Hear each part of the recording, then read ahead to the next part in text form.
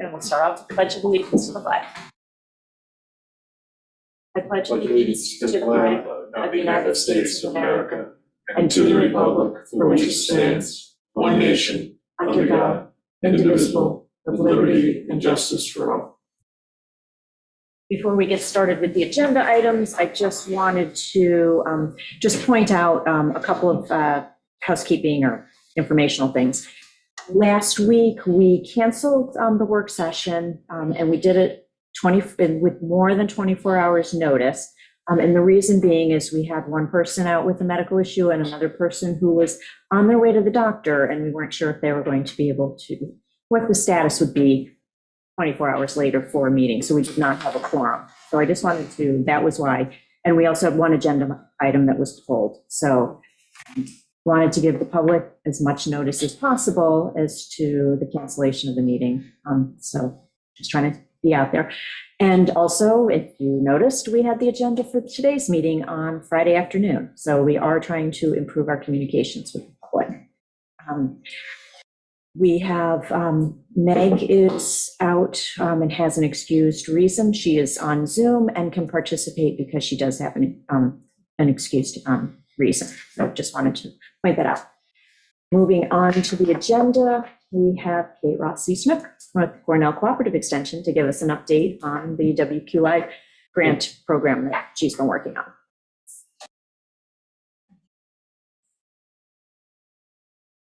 So it's a lot of slides, and I'm going to zoom right through them because I've been here a number of times before.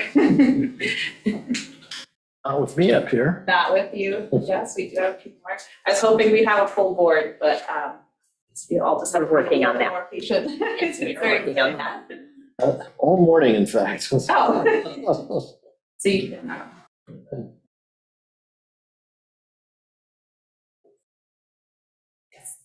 So you've seen this one before, if you've seen my presentations, but it's important. We are affiliated with Cornell University as the Cornell Cooperative Extension Office. I'm considered a university employee, but we are a nonprofit funded mostly through Suffolk County contracts, grants, and donations. And the Marine program was created in 1985, and one of the longest running programs is the town reseeding program, which we produce individual oysters, clams, and scallops for seeding specifically in open harvest waters to just keep that harvest going. Next slide. The Back to the Bays initiative was created in 2015 by my colleague, Kim Barber, and really as a means to serve as a bridge between the science and restoration work that we do, from our facilities, and bridging that with the community to get them more engaged, get people involved, and therefore have buy-in and greater understanding for why this work is important. And I love that photo of Sophie, my intern from this past summer. She helped grow the clams that she's seeding in Cockles Harbor in that picture. I pulled her from school so she could do it because it's such a satisfying thing, and even more so for her as her family, has that longstanding tradition of harvesting clams from Cockles Harbor. So it was really meaningful for her. I love that picture. Next slide. So in Back to the Bays, we have a network of stewardship sites, Shelter Island having been our latest addition this past year. And I'll just pause here and say that as a Shelter Island resident, I've had a real moment of pride because we spoke a couple months ago to Sag Harbor Village Board, where we're looking to add Sag Harbor to our network of stewardship sites. And I was able to point to this project that I'm about to overview and say, look what Shelter Island did. And it was it was a very proud moment seeing them be so impressed and wanting to kind of replicate it. Next slide. So what I'm about to cover is covered in an impact report that we created this year. The 2 QR codes you can scan those and be brought to the impact report, as well as the On the Water in the Field video production that we had a screening party in September at Sylvester Manor, and our Shelter Island project was featured as the main story in that. So a lot more in-depth information can be taken from both of those. And I was supposed to have a hard copy, nicely printed version of the report in hand with me today, but they haven't even shipped yet. So once they come in, I'll just drop one off for you guys. The video you did in Yeah. September was great. Yes, that's right, you came, thank you. There. Thank you, yeah, it was actually really great, and I really loved that not just the usual people came, I met a lot of residents who I've never met before. It's really wonderful that added outreach. So we're gonna kick it back to 2022, that was our pilot year. That's when we started the shell recycling program in partnership with Sylvester Manor. We started our remote setting tank in partnership with the town, getting permission to set that up at Dickerson Creek, and having access to electricity there. We did our Cockles Harbor pilot oyster reef test plantings late June and mid-October. That was funded through a grant that we already had received, and in the end, we planted about 30 cubic feet of shell and about 40,000 plus oysters. And then we also did our Bay Scallop Spawner Sanctuary in September of 2022, in which we just had those 70, that ended up being 70,000. We thought 40,000, 70,000 extra scallop bugs that I utilized this spawner sanctuary technique that has been proven successful in my time in East Hampton, and my colleague Steve Tuttleback kind of really was at the forefront of using this for restoration. So just did that just because we had to get them out of our system, and I made the argument to get them into shelter island waters. And then 2022 is also when we started our CPF water quality improvement application process. Next slide. So then in 23, we were awarded that monies. That first bullet is the technical title of our project. We were awarded $200,000 of water quality improvement monies. The contract is for May 1st, 2023 and wraps up July 31st of this year. And the list of deliverables, it's quite a lot, but it was good to type this out for myself, because I actually realized that we actually exceeded some of these deliverables, which was nice to see. So just continuing the shell recycling program, continuing the set tank, doing the 2 deployments of spat on shell, the eelgrass restoration, at least one site, production and seeding of hard clams in coordination with the eelgrass, the Bay Scallop Spawner Sanctuary, and then stewardship sessions, and then a final report is forthcoming. Next slide. So our shell recycling program has proven to produce enough cured shell to support not just the reef here on the island, but all of our stewardship site reefs, which it's been an incredible partnership with Sylvester Manor. We're looking to actually start a shell pile on the South Fork. Those last 2 restaurants, Fauna and Cowfish, are massive producers of shell, and it takes a lot of my time to get down there, right? And some people, like municipalities and supporters on the South Fork are really looking to model the same shell pile that we have here down there, so that we can spend less time driving and collecting the shell, maybe adding more restaurants. But next. We've had some great stewardship sessions. This is one from bagging the shell for the remote setting tank. Next. And then the Dickerson Creek site has proven to be ideal for production as well as that education component, to the point where, it's a small tank, and I was kind of scoffed at initially because these other remote setting tanks at our facility in Southold are massive, and that's what a lot of my colleagues are used to seeing. But this site, this setup actually proved to be so successful, like I said, in the production as well as the education. It's very approachable, that we're looking to replicate it at our site down at Tiana this year. And just got some nice signage and info cards, and even have like my own step stool down there, so when people do see me down there and working, and I can show them, they can get a better look. It's actually been great. People will see me down there working if they're driving on South Midway, and they'll scoot around and be able to ask me questions. It's great. So I'm very grateful for that ability to have that set up there. It's been wonderful. Next. Just more examples of the outreach I've been able to do there. It's our set tank. Next. So the Cockles Harbor Oyster Reef. Like I said, we had planted those pilot plantings mid-June of 22 and late June and mid-October of 2022. And then once I surveyed it this past June of last year, I saw great growth going from 7 millimeter average length, shell height, up to a range of 15 to 59 or average of 27 millimeters in less than a year. And just for reference, a harvestable oyster is 76 millimeters. So, and it usually takes really more like 3 years to get that harvest size oyster. So there's incredible growth. And that's just the cold months. So then you'll see that lower picture. So those first 2 pictures at the bottom are when I did my monitoring in June. That last picture is me holding up a full size harvestable oyster in July, our first planting, stewardship site planting. So in a year and a month or about that, we were getting full size oysters, which is incredible. So in the end, we had not 2, but 5 stewardship session reef plantings. And we planted 138 cubic feet of shell and approximately over 650,000 oysters. Next.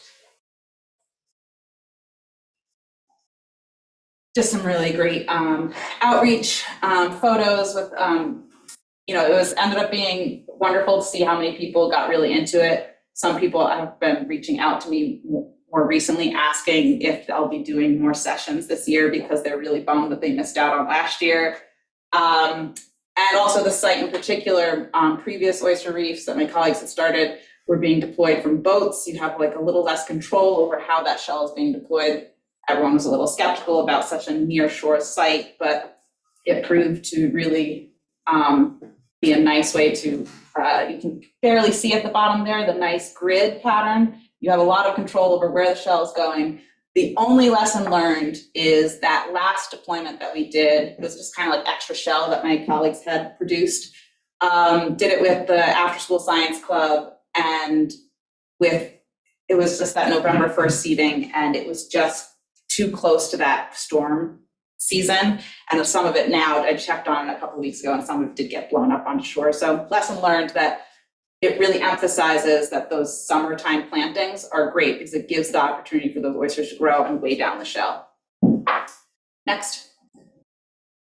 So Eelgrass did an outreach day at the library in October and ended up getting really wonderful historic eelgrass information from 7 different community members who came in and talked to me. And I had a map. You can kind of see in that picture, we had the map set up there at our Marine Meadows workshop as well, also at Sylvester Manor, in which, I don't know if I even got a count on how many volunteers came, but they wove 2,000 shoots of eelgrass into 200 tortillas, 10 shoots per tortilla. And then they were planted the following week at 6 different sites. And so that's that, like you're physically putting the roots of those shoots into the ground. And then the bud system, buoy deployed seeding system, is set for late June. So, right, the grant ends at the end of July. So this is still part of this one project. And they'll do some monitoring. The Habitat team will do some monitoring and select at least 2 sites, maybe more, at which they'll take these nets. They'll take flower shoots. They call them flowers. They don't look like flowers. I have a picture next. Put them into the nets and kind of suspend them. So the idea is that the seeds will fall over these tortilla areas that they've also planted. So you kind of double down on the restoration efforts. So next. So up there we have some pictures from the tortilla workshop. And then down below, it looks like translucent green beans. That's the flower shoots, if you will, of the eelgrass. You see it's loaded up with seeds. So eventually when it is ready to be released, it'll kind of sprinkle down and seed the area. Next. Hard clam. So this is kind of in addition to that town reseeding program. We just identified a handful of sites that were able to receive eelgrass and clams because they do have that mutually beneficial relationship. Hard clams help aerate, loosen up the sediment for the rhizomes to get a better stronghold. And then the eelgrass needs the water for the clam. So it's this nice relationship that they have. And I just put those photos in there just to emphasize like how much work it is to grow clams. They're very slow growing. They're not like oysters. It takes about 5 years to get to the next size. So from March all the way to November, it's a lot of work just getting them to a seed size. Next. So the green stars indicate the 6 eelgrass planting sites that the Habitat team identified, along with the information that we got from my outreach day. And you'll see the one furthest west, furthest west, Crab Creek. That's where I had put the temperature logger in 2022. And we found that it is in fact good conditions for eelgrass. We put some there in that, I call it the swimming hole. This is where my son likes to swim, in that first deep area, right at the beginning of the creek. And then the 2 sites in West Neck, one more like West Neck Harbor, one just at the base of the creek. Those 2 sites received clams as well. And then the 2 sites in Copples Harbor, one by Taylor's Island also received clams, and the other one at Second Causeway. That one I'm most excited about because according to Bo, his memory is that we haven't seeded clams in there before. So we seeded clams, then followed up with eelgrass, and it really looks like some ideal conditions. So I'm excited to see how that takes. And then that last site down in Mishamik, the Habitat team really wanted to plant there because it seemed like it was practically guaranteed to be successful there. Next. What are the red and blue? Oh, yes, thank you. Thank you. The blue star indicates where the oyster reef site is, and the orange star is where the spawner sanctuary was placed-ish. So the next slide. So that Bay Scallop Spawner Sanctuary, like I said, we planted the scallops September 2022. And then surveyed it in early June. We found 0 scallops, but also no evidence of mortality or predation. And so we suspected that they moved deeper into the eelgrass habitat that was nearby. And then, so I was feeling a little depressed about that. I was concerned that it didn't, that it was a failure. And then scallop season opened in state waters. It looked like it was going to be another bust year. And then lo and behold, town waters opened up and I was getting calls and text messages saying there was in fact a scallop season here on the island in town waters, and it was the area that everyone was going and maxing out daily, and it was right adjacent to where the sanctuary is. And while we can't say for certain, because I don't have little tags, although a friend joked that I need to start like putting my initials on all the baby shellfish, you can really just kind of draw a conclusion that that was the only area where people were getting their scallops, and it was right where I had the sanctuary. So I call that a success story. And talking to some of the baymen, they also said I could 100% claim that was due to my work. And so that upper picture to the right, that's when we were seeding them. And then that's Tom Field showing me his haul of scallops, really beautiful, beautiful scallops this year. And so now, the 2023 reseeding of the sanctuary was delayed because of the early season mortality and the grow-out nets that I had reported previously. But a deliverable is a deliverable, so we still have until the end of July to seed a sanctuary. And so right now, we do have baby scallops in the hatchery, post-set and larval stage. We've done 2 spawns utilizing, sorry, I just got to look at this. Utilizing adults that were actually taken from a surviving like pocket population that was found in East Moriches. So that's not the only surviving like pocket population, there was a few. So what we're going to do is take adults from each of these surviving populations, spawn them, keep them as separate cohorts, and then on the research side of things, we're going to do some genetic assessment to see like why they survived and what aspects of them, we should really be breeding essentially. And so far so good. We're hoping that we'll be able to reseed that sanctuary this spring, I guess. This is kind of new territory for us. This is totally outside of our usual schedule, so we're just kind of going for it. So yeah, next slide. So 2024 next steps, looking to continue the shell recycling program and hoping to expand it to include resident participation. We got a lot of requests. We're hoping to coordinate that with the Sylvester Manor compost program, maybe people choose to get 2 buckets, my shell bucket and the compost bucket or something like that. We still need to work out details. Continue operating the Dickerson Creek remote setting tank, hopefully.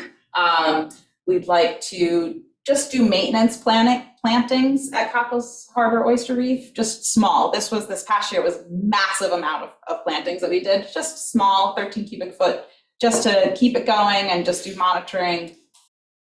We're going to look to complete that eelgrass project deliverable using the bud system. And then, assess for maybe doing maintenance plantings at the most successful sites, or maybe explore new test planting sites such as West Neck Bay. That was one area where a lot of the baymen really wanted us to look at West Neck. And I have been getting little reports that there are areas that are not just muck, that it is sandy. So we just really want to just get in the water and explore. And then complete the Base Valley Water Sanctuary project deliverable, as I said. Maybe work to identify a slightly different site, or I don't know, it seemed to have worked. So just kind of test that out, whether or not we should move it in a little closer to the eelgrass or not. And also come up with a new marking system. I had initially just had buoys tied to cinder blocks, and I was told that that's not preferable. So I'm going to work on a different system. And then new Menantic Creek Pilot Oyster Reef. A participant in the Cockles Harbor plantings approached us saying, who lives on Menantic Creek, asked us to please look into starting a reef in Menantic Creek. I didn't think it would work, but I kayaked up there and found that the conditions are actually favorable on this one area. Right off of, it's a collection of concerned citizens who are really interested in me starting this reef right off one of their properties. And we've secured private funds to do this test planting and monitoring, and we're looking to submit our DEC permit application in the coming months. I have more information on that site in the next slide. Oh my God. So that number 1 site, this is way at the head of the creek, way. That first site, number 1, is the ideal location. It's nice, rocky, hard-packed sand spit with that private land access that we were already in support of this idea. And then the backup reef site, number 2, in case that first one ends up not being favorable for whatever reason, or my idea that I'm really excited about is possibly putting blank shell down in that location. Because when I was kayaking, I actually saw, there were a couple large big mammer jammer oysters, and you can kind of see in that middle photo, it maybe didn't turn out so great, along the shoreline on those ribbed mussels, there were a couple small oysters that had set onto the oysters. I found one that had tried to set on an old brick. So what it is that there's actually a handful of SPAT program members. SPAT program meaning through Cornell, people are taught how to grow their own oysters. They're given some to hang off the docks. And we suspect that they're spawning, and then there's just not appropriate substrate for them to really settle on. So I'm really curious about what if we put that substrate, put that blank shell there, and then kind of really take a more scientific approach as to whether or not areas specifically where SPAT numbers are, if just putting down blank shell can just support a natural set reef almost. So, which the DEC, when we kind of floated that idea past them, and they're really excited about that as well. They would love to see us start a pilot, do the pilot reef at number 1 first this year, and then maybe the following year follow up and do the blank shell at the second site. Christina got you one. Thank you. I'm almost done, but thank you. Okay, so next slide. And then this is just, obviously I'm in the middle. Kim Barber, who you have, some of you have met before, is the director. And then Kim Manzo, I'm hoping she will have more of a presence here on the island this year. She's our eelgrass and seahorse expert on our team, but it's like we're really, the 3 of us are the main part of the team. And that's it. Next slide just says thank you. So if there's any questions, I know I rattled through that really quickly, but yeah.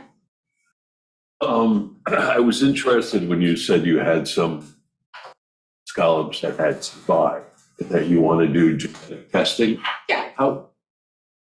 Walk me through that. How does that happen? How long does it take? Or when is that going to be done? I'm just curious. Yeah, it's so I'm on the like production side of things in the hatchery, like the production team. It's the research side of things. It takes a long time. Like we're not going to know this year. Science takes time. But it was just reports, right? So anecdotal evidence is very important in our process. People tell us, hey, like there's actually a bunch of scallops here, and we go and check it out.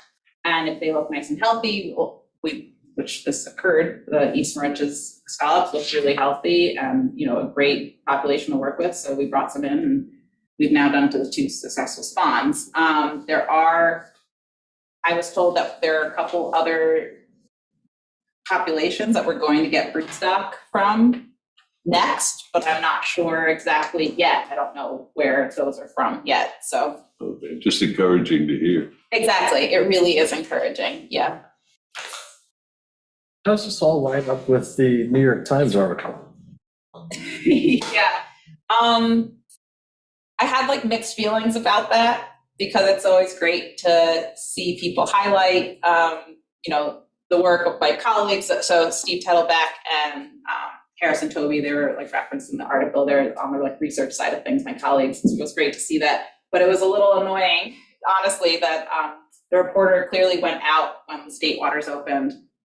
Like I said, it looked like it was going to be a bust, but they didn't take the care to follow up and say, actually, in town waters a week later, this happened. So, yeah. Yeah. And what are next steps for you, for us? That's what I was going to ask too. So, like, you mean? Yeah, so I think we'd like to have another update. Probably, you know, as you're closing up the program, maybe do the presentation to the WQI, or maybe Yeah. do a WQI at a town board work session so that you don't have to give the presentation twice. But I would like to bring in WQI since they Yeah. fund, you know, that Yeah. advisory 100%. board fund, you know, promoted funding it. 100%. Yeah. And yeah, well, I think the deliverable set of final report is due May 31st. So maybe we could coincide with the final report. We'll do another presentation. But even so, like I said, we are going to be continuing to execute this grant through the end of July. So there is always a lot of overlap, but, and obviously we'd love to continue this work just on a much smaller, more low-key scale than this first year. But I would say that this first big push was incredibly successful, and yeah, we've gotten a lot of good momentum from the community too. Do you foresee coming to WQI again and asking for further funding? I mean, it would be nice, not nearly as much as we had promised, but it depends on, you know, what people are looking for us to continue. I think there's a lot of value in continuing to do these like smaller plantings of spat and shell, and the eelgrass restoration specifically, and then the scallop work. You know, everyone really cares about the scallops, and that's kind of just whatever we can kind of eke out. Yeah. Meg, you're on Zoom. Did you have any questions?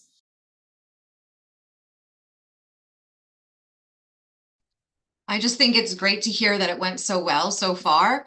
I know that the scallop season was a little bit up in the air with the die-off when you guys were trying to grow them and breed them in order to seed them. So I'm really happy to hear that it went well for the Bayman, and you know that means that it really helped clean up our water for a little bit. I like the locations that you chose for the eelgrass seeding. I think that those are great locations. And I think that the project that you're proposing in Manana Creek is really fun. I'm excited to see how that works. I hope the DEC approves it. You're gonna have fun with the swans in that area too. I really like it over there. Thank you, Meg. And actually, I'll take the opportunity to mention that last year, Jerry Siller did give us like a, you know, blanket letter just to supporting this work, but if you'd like to submit a refreshed letter as the new supervisor, we'd obviously love to see that and submit that with our DEC application. So it helps you with DEC? Yeah, yeah. And it did also help, like Kim Barber and I specifically went to them, it was before the holiday break, just to run through all these ideas so that we didn't waste our time. And it was really encouraging that they were like, we love this. Like, and they actually said that they'd love to see us focus our other stewardship sites or restoration sites near where there's these little pockets of SPAT program members, because it would make you think that they support each other, so why not double down on these activities? It's cool. The rest of the town board doesn't have any objection to me following up on Not that? at all. Okay, all right. What I've been doing, and I will at some point put out sort of an update for meetings and work sessions, like protocols and procedures. So since we're done with your presentation, before you leave, is there anyone in the audience or on Zoom who has a question for Kate before she leaves us?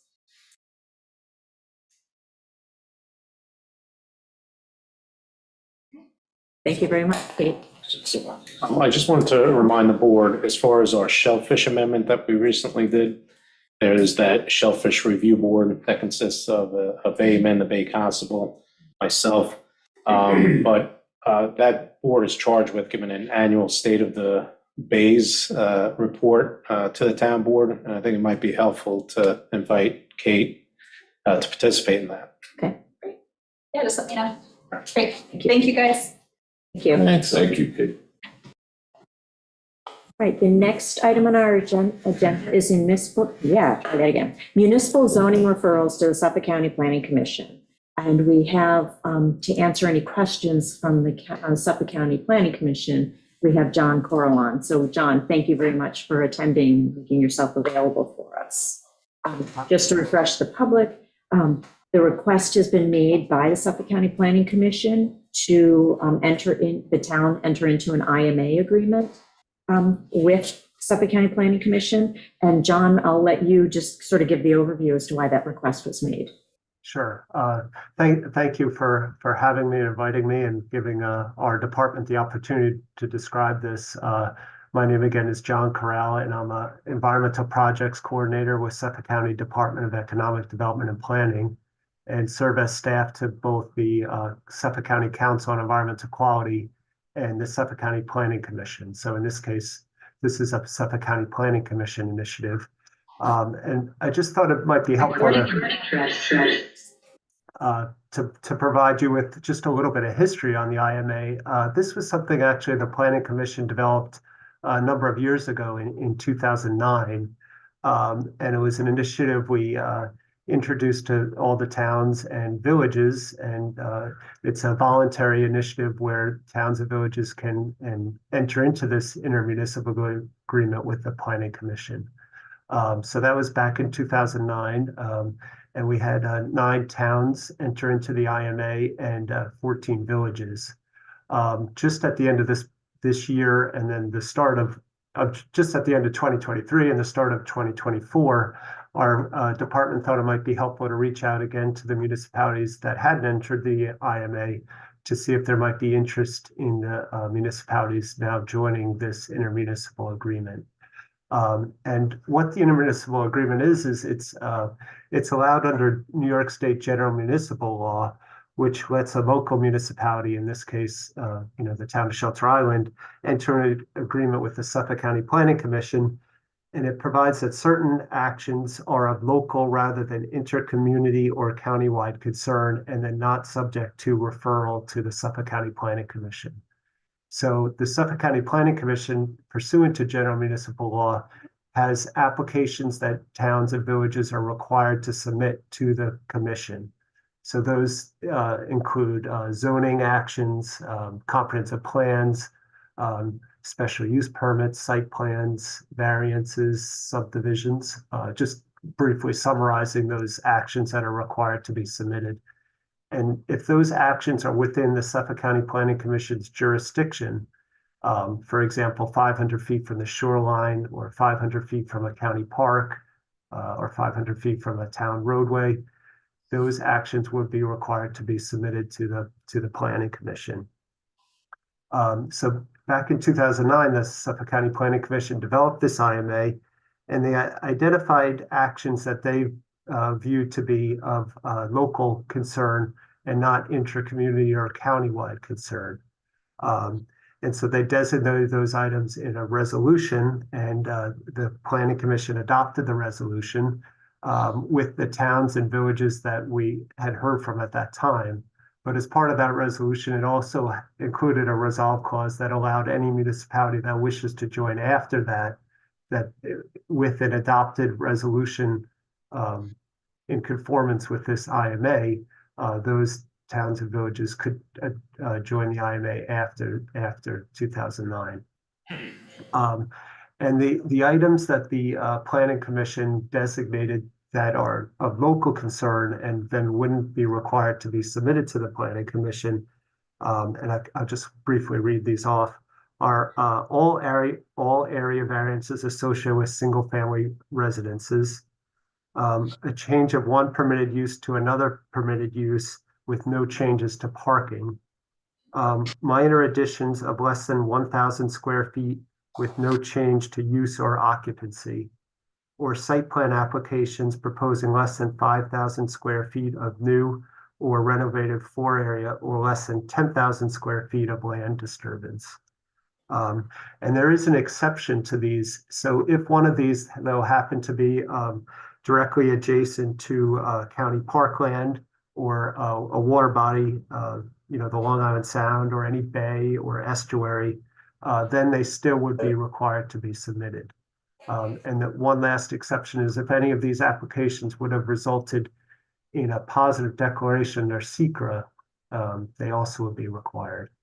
But typically these actions are, actions that the Planning Commission, would not, if was received by the Planning Commission, would be sent back as a matter of local determination. So that was kind of the purpose of the IMA is really to kind of streamline the review process and reduce the efforts needed both at the local level and at the county level. Happy to answer any questions about this. The process to enact this, and we just wanted to remind all the towns and villages that this is a voluntary IMA and it can be adopted whenever the municipality is comfortable doing so. But as part of the information we provided to the town, we provided a draft kind of model resolution that could be used, and that kind of conforms with what the IMA is, and it includes those items that I just described as those would be the items that are not required to be submitted. All other items that are under the Planning Commission's jurisdiction would still be required to be submitted to the Planning Commission.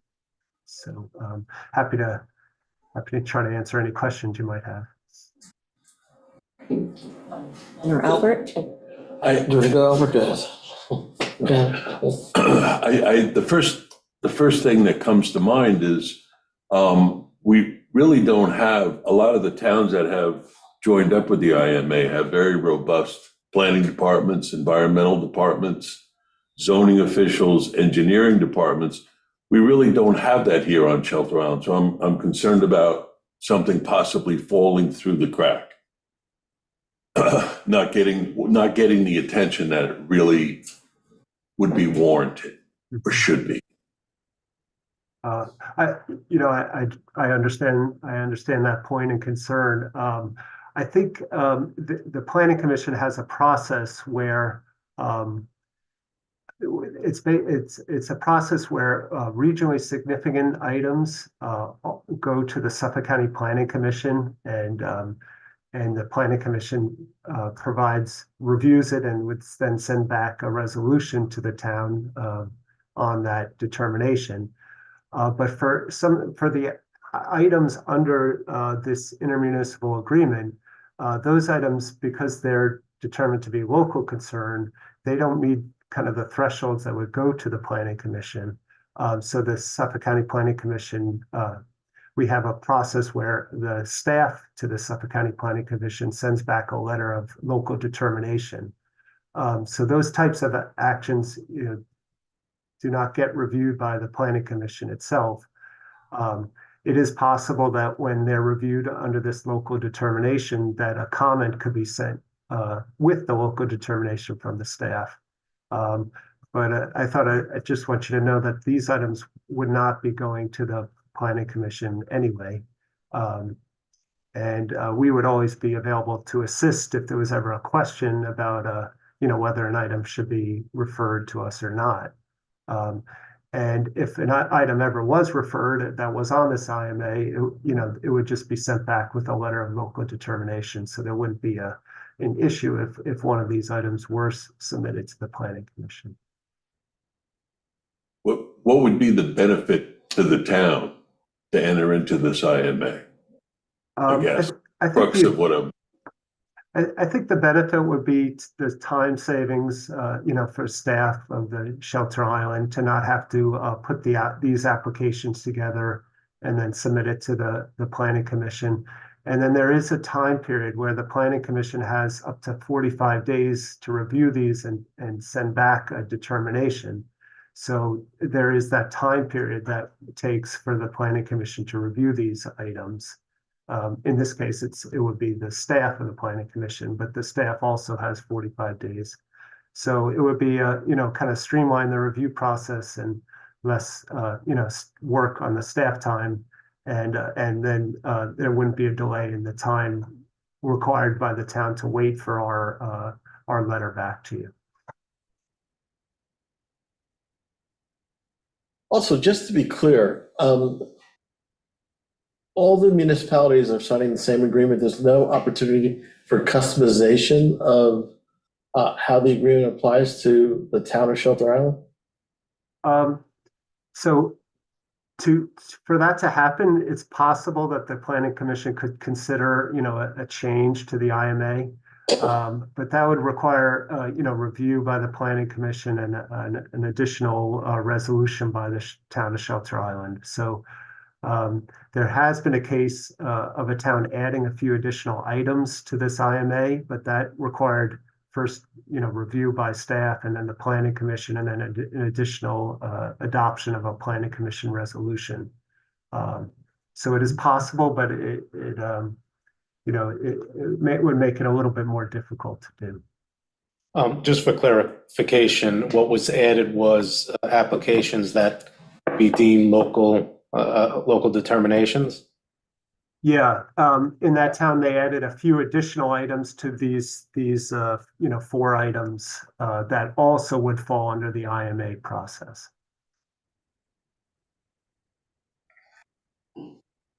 You're suggesting, or you're just considering just taking, I'm just crossing wondering, something off the I mean, list? Shelter Island is a little bit different than every place, as we all know. Mhm. And I was just wondering if there was any room to make this work a little more efficiently for us. Mhm.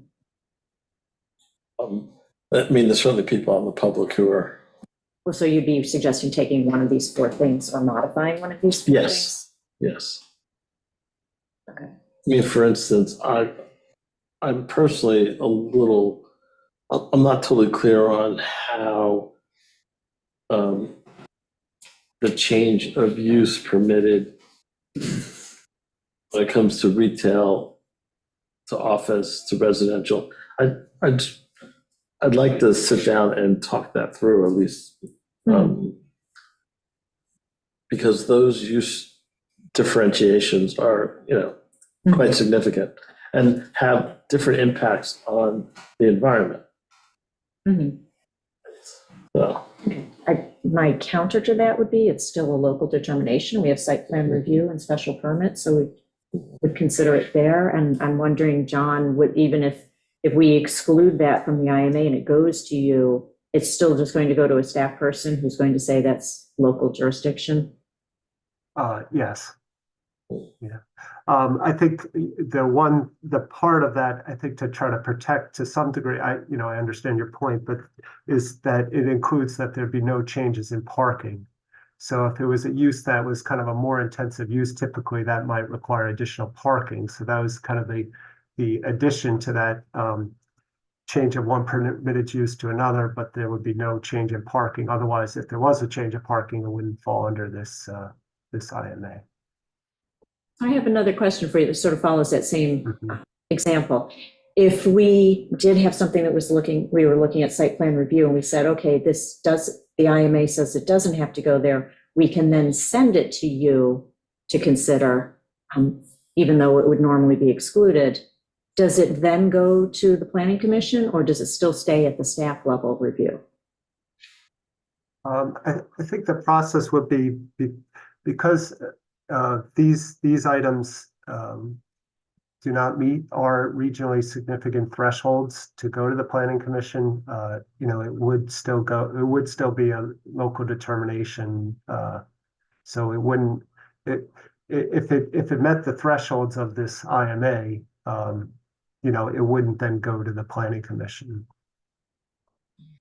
We would just, if we did receive it, we would send back a letter of local determination.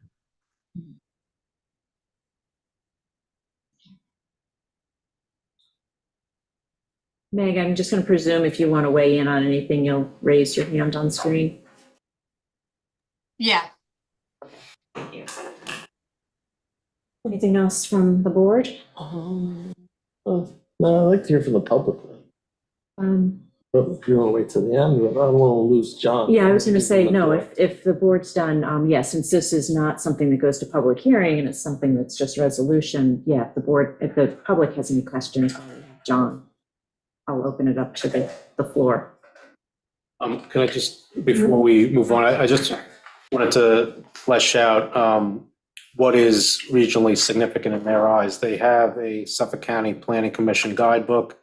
1.3 discusses what exactly is regionally significant.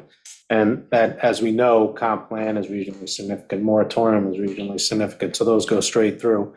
But they have other items, like for us, because we're an East End town, like 25, if there was a residential development with 25 units and no sewer district, it goes to them. They deem that regionally significant. There's 50 units with the sewer district, it goes to them. Physical alteration of 10 acres, they would deem that regionally significant. Parking for 500 spots, they would deem that regionally significant. So that's what they look at through that prism as to what is regionally significant. So again, a 10-foot area variance for a deck, that won't even rise. It's going to stay on the staff level. So they have to review it. Correct me if I'm wrong, Mr. Curl. No, I agree. Yep. And those criteria, as you mentioned, are right in our planning commission guidebook. And there's these standard guidelines and they're cut in half for the 5 East End towns. But as you noted, that's after they've been cut in half. Yeah. All right, so anyone from the public? Stephen Jacobs? Good afternoon. First, John, appreciate your joining and helping the public understand some of the background of this. Speaking personally, I've recently started to see some of the work of the Planning Commission staff, and it's very detailed and impressive. Before making a general comment, perhaps just to try to get a feel for what the practical effect of this would be, let me pose a question which I suspect maybe only the town attorney could answer given his knowledge of the situation. But what would be the effect if this is enacted on the review, the effect, if any, on the review by the Planning Commission of a grant of a special permit by the ZBA of the Perlman Music Program's recent application for a change of use in connection with a very major project to basically redevelop and enlarge its facilities? I can answer that. For that example, it would still get referred to the Suffolk County Planning Commission because of the change in parking. Perlman, the application is seeking to go from one permitted use to another, which was a camp, to an educational institution.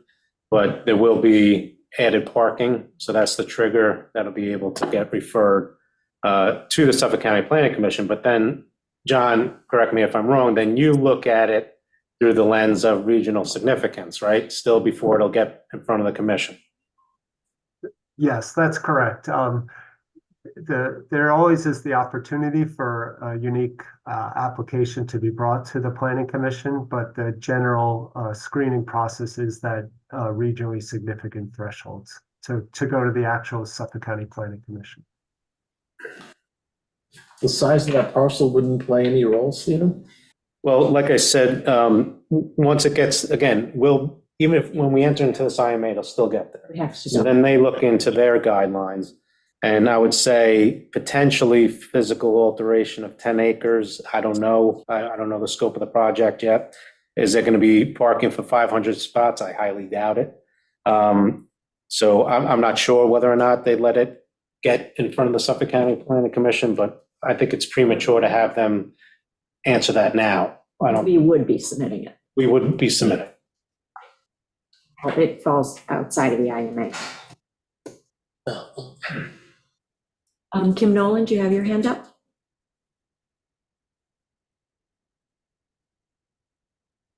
You're muted if you're talking.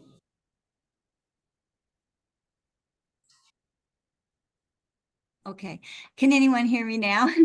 Yes. Yes. Okay, so one of the exemptions says things that are near bays, estuaries, and the sound. What does that actually mean? Does that mean that they have waterfront? It's 500 feet. Yeah, I think for the IMA exemption, it would be directly adjacent to a water body. So if for this intermunicipal agreement, for example, just hypothetically speaking, if there was an area variance, but it was the property was directly adjacent to a water body, then it wouldn't fall under the IMA and would be required to be submitted to the Planning Commission. So that means like it has to have wetlands. Under our code, anything that is within, I believe, 100 feet of the water is a regulated area. And my question is, do you have a list of the bays, harbors, estuaries that count under this, or is it just outside waters? The exact language is property abutting the Atlantic Ocean, Long Island Sound, any bay in Suffolk County, or estuary of any of the foregoing bodies of water. So any bay in Suffolk County, that wouldn't include Shelter Island interior waters.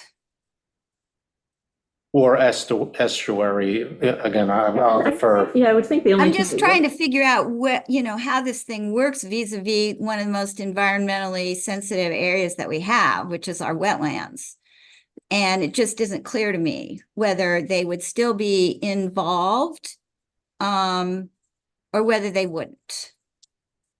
I mean, to me, parking is, you can fiddle with it. People here have already reduced, added, changed parking so that it fits within whatever they're trying to do.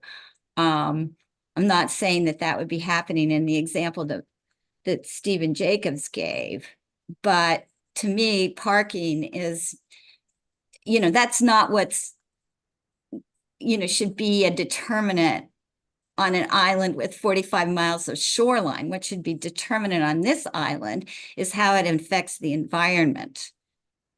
And basically the wetlands, we've had a lot of discussion in the town recently about wetlands, and their use and their regulation has created a lot of uncertainty for many people and litigation. Therefore, I personally don't think it's appropriate to even consider an agreement like this until we really understand the effect that it would have on our environment, especially given that we don't have planning resources who have already done this. Anyway, in terms of another aspect of this, it refers to the increase, I guess the increase in the project has to be more than 5,000 square feet. In other words, you have 5,000 square feet to add to anything, that's happening without triggering referral and review. Is that correct? Yes, one of the actions that would be exempt are site plan applications proposing less than 5,000 square feet of newer renovated floor area, provided it doesn't hit one of the exceptions noted. So if you indeed had for example, a corner restaurant that wanted to double its size, but that really just involved 2,000 square feet. And, there would be available public type parking. So it wouldn't involve parking, but it would cause a massive traffic jam on the corner. Would you call that a local determination problem, something that you wouldn't want to look at? I think, individual applications, we would have to, look at the details of, and you can't really speak too hypothetically without actually seeing the details of the project. I surely do understand that, but I'm just saying that when that happens and you lose the mandate for public interest, people could come and be very interested in these things, but they wouldn't have the comfort of knowing that there would be a referral and there would be a look. Because as someone started out this conversation, we don't really have planning facilities. And I think you know that very well. And I really do appreciate your being here and answering these questions. But I think the Suffolk County Planning Commission knows that very well in the recent, and I know that comprehensive plans are always referred. I do know that. But you've also seen quite a bit of the Shelter Island scenario in the recent presentations and in your recent staff reports on our ongoing comprehensive plan. And that's why I'm asking to retain this kind of situation, despite it creating a little extra work and a little extra time. Okay, thank you.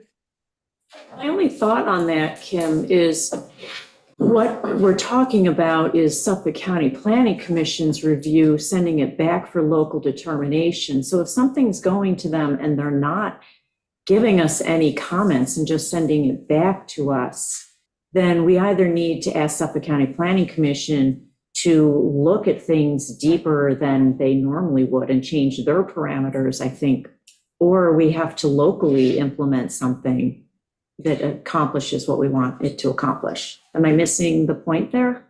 Oh, just to Well, add- I'm sorry. I don't mean to jump back in. Go ahead. Well, I was going to say, I don't think you're missing the point. I think the missing piece is that we don't have the safety measures in place yet. I mean, we are certainly a priority for this administration to work on the code, but the code has been worked on. And until the code is fixed, this is hitting me as a little premature, but I hate saying that because I'm not against this per se, but what I am is I'd like more protections. This and our code that needs to be fixed does not give us enough protection, environmental protection.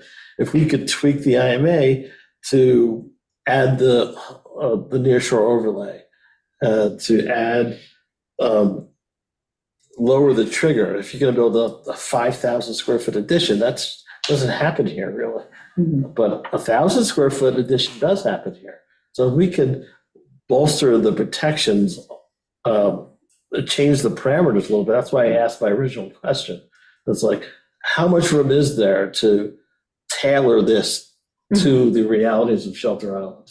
And what I'm commenting on is we change the IMA and say, okay, planning commission take a look at this, they just kick it back to us. So we haven't gotten anything. Maybe, but they may say, hey, you're right. Well, that's very optimistic and I appreciate it, but they have the Suffolk County Planning Commission guidebook guidelines and that's what they have to adhere to. It was amended in July 2019 and the full planning commission, that's crystal clear here, is only going to look at applications that are regionally significant. And if you don't fall in that definition, you're not going to be heard regardless how you present it to them. Which is why I'm saying we need to tighten up what we do at our level, because we're not going to get it from Suffolk County Planning Commission. And we're just creating a little bit of work for them, work for our staff, and delays for applicants. I hate the additional work for our staff, but those facts push me back to, we're not ready for this. I wish we were. But, okay, so you don't have to enter into the IMA, but it's still not going to change anything. They're still going to kick back everything we send them is the problem. So we got to, I think the town board needs to look at what we can do locally here to fix the problem, not defer to the county, because they made it clear that they're only looking at the big things. They're not looking at the small items. No, you're right. And Meg, The I saw issue you, lies with us. Yes. and Meg, I saw you had your hand up. And you're Sorry, muted. yeah, I was muted. So what I'm understanding is that Ben, you're saying you want to send things to the Suffolk County Planning Commission. The Planning Commission saying, we're not going to review them because they're not big enough projects for us to deem within our scope. So there really is no reason not to sign the IMA, because all it does is cut out the busy work for people. Because no matter what, we're not going to get the response that you're looking for because it's outside of their jurisdiction. It's not within the scope of what they do. So, going back to what Amber was saying, it's on us to figure out what we need to do internally in order to tighten things up. But you can't be looking for the planning commission to do it for you because it's not their job, is kind of what I'm getting out of the whole conversation. And then another That makes thing, sense? another thing you may have to look at. Just sorry to interrupt. What if they approve something you didn't want? So you send it to them for a recommendation. They recommend approval, let's say for a big home. And then now you're stuck with it. And if you deny it, it's a head chop of an Article 78 because you have the County Planning Commission, who's well respected, saying you should approve it. We say we don't want to approve it. We have conflicting, recommendations. I'm saying it's unlikely, but that could happen. Well, as I recall, your constant advice is we don't have to do everything.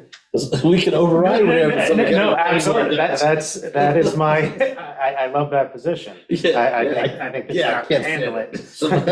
But, but again, you might be stuck with it. I'm saying in the article, you can override their recommendation with a supermajority of the board. That's fine. But then that applicant can go to court and say, hey, wait a minute. The Suffolk County Planning Commission said I could have it. They're saying we can't.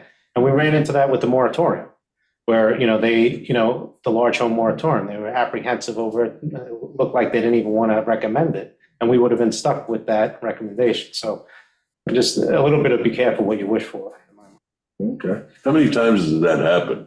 Do we know that the Suffolk County Planning Commission has approved something and then we don't want it? We didn't want it? It's a negative for the island? The moratorium. The moratorium, yeah, but other than Push it back. individual applications. On these things, we've gotten zero, they're all coming back local jurisdiction for anything that falls into this category. Have we even gotten any staff comments? Never. Never staff comment. Jurisdiction. Jan Sudal, I see you have your hand up. Yes, can you hear me? Yes. Okay, so I have a question for John Carroll, which is, so of all the Suffolk County towns and villages, are there still some towns and villages that didn't sign IMA other than Shelter Island? Yes, and I would also say that I think Suffolk County Planning Commission understands that Shelter Island is, a unique town and has unique circumstances. So there's the 9 other towns have adopted the IMA, and about half of the villages, I believe 15 of the 32 villages in Suffolk County have adopted it, but that means the remaining villages have not. Okay, so how many towns did not adopt IMA? At the moment, only Shelter Island is the only town that hasn't. Okay, and 15 villages. 15 of villages have adopted the IMA, and so then 17 villages have not. Okay, so can you, would you venture a guess why would those villages, despite their applications being returned unprocessed by Suffolk County Planning Commission, why they not signing up IMA? I think those are the, I can't really speculate on why they did or didn't, but I think typically those are the villages where we receive a lot less applications from them. So that may be the reason why they haven't adopted it. Just wouldn't have too much of an effect because it's the amount of applications they send to the planning commission is limited. They have planning commissions. Yes, and yeah, and then my follow-up question to John would be, do you have a concern regarding Shelter Island? We're probably one of the few towns, if not the only town, that doesn't have any planning department. So we really do not have resources to properly evaluate particular large projects, but even medium-sized projects for compliance with zoning, environmental and other requirements. And so now Suffolk County Planning Commission, although has been really trying to focus on whatever it determines to be regionally significant projects, however they are defined, it's sort of like we kind of value the feedback we get from Suffolk County Planning Commission. It seems like you guys are trying to cut down on what you can do for towns, or at least town like ours, which has no planning department. I guess I think the planning commission and Suffolk County Planning Department just felt like these items wouldn't rise to the level of countywide or community concern. There are definitely applications within Shelter Island that we believe do, but these items the planning commission feels like do not, and that's the reason why they're on the IMA. Okay. Thank you. Is there anyone else out there with a question? Pam Demarest? Yes, hi, good afternoon. Yes, I believe the biggest concern on this IMA is the change of use. And on Shelter Island, change of use in nearshore overlay areas is of critical importance. I'm going to support Ms. Noland on her comments on the water bodies. And if we are talking about estuaries, then that should include the entire Peconic Estuary partnership, of which Shelter Island sits smack in the middle of it. So then that would include all of Shelter Island and waterways, I would believe. I think some of the other things that I would like the town board to look at before they consider signing this is to take a look at the jurisdictional map and put the overlays on it from the GIS that they have and see how many properties does this leave open to non-jurisdiction from the planning commission, and how many does this affect that are currently under the planning commission's jurisdiction, regardless of the project, but the fact that it's 500 feet from an airport, 500 feet from a roadway, 500 feet from a park. Shelter Island is lacking an official map. Shelter Island is lacking an official zoning map. And I think that that's of utmost importance when we talk about change of use and developments on smaller lots in certain residential zones or business zones or any of the other zones that exist on Shelter Island. So I would encourage the town board to look into this further, see about what would be the process in changing this IMA that is more tailored to the needs of Shelter Island, and take some more considerations to public comments that you've received via emails or letters. Thank you. Anybody else?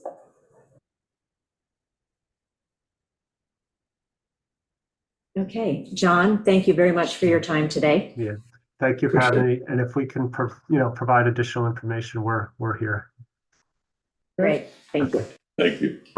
So on this topic, we were going to discuss today and then decide whether or not we want to put this on for a resolution for next Monday's meeting, or would you like to hold off on that so that we can have further discussion, so we can ponder I like the thoughts whole today? call, I think. Okay, Yeah, maybe one more cycle past Okay. Monday. all right, so we will put it on for next Tuesday's work session.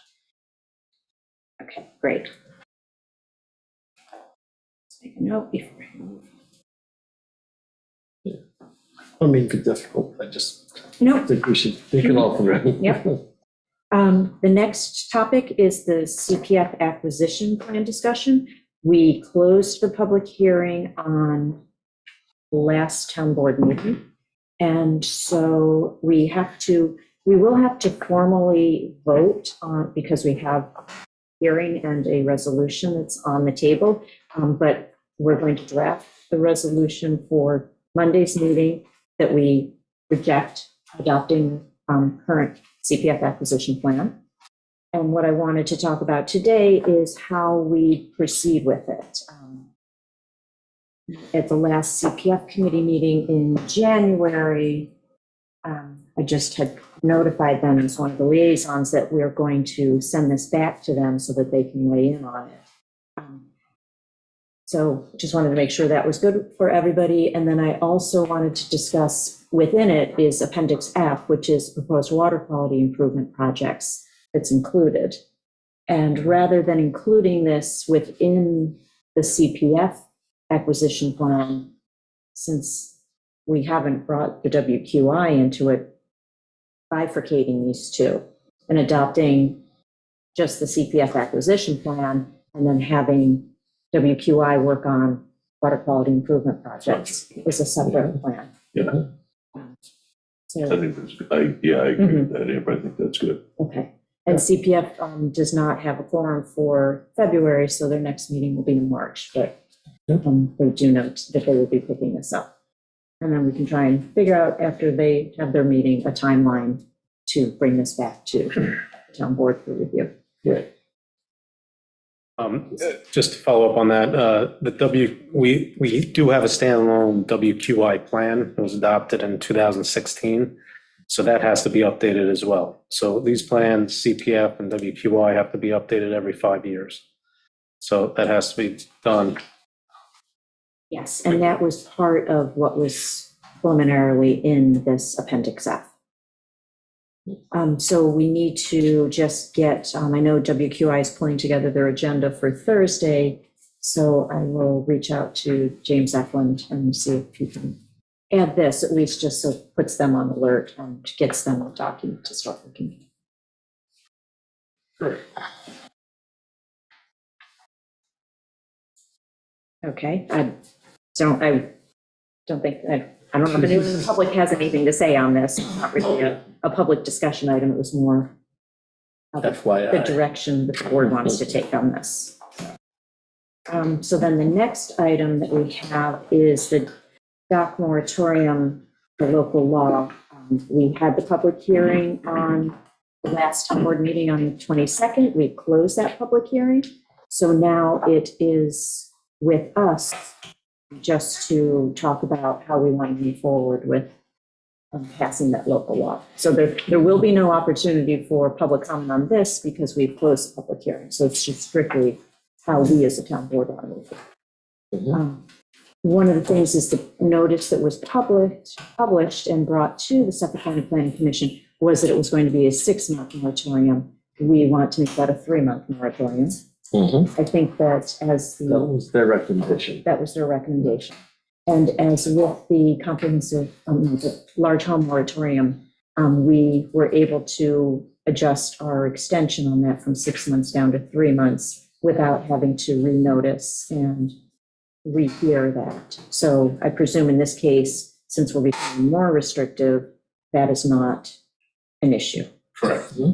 And then the only other thing that wasn't popping out at me, and I didn't get a chance to go back and look at this, is I thought we were going to just restrict the moratorium to new dock applications, not in kind and replace, or did we not want to I do thought it that? was new applications. I don't know. Yeah, I thought it was new That's my applications. recollection. I So I'm could not sure swear if on a that's. stack of Bibles, but I think that's. Yeah, right. because I thought anybody who's just doing something, an existing dock and just repairing it, Yeah, that they can proceed.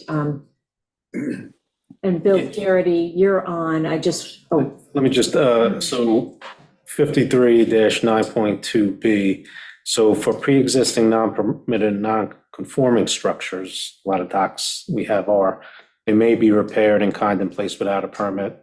They may be altered, modified, or repaired. And so they can do that without the permit. So that, anything that needs a permit would be part of this moratorium. So not the in kind and place repair. thank you. okay, so anything that needs a permit, Correct. okay. And I see, Bill, you're on, I just wanted to make sure that that was in step with what the WMEC had recommended to us.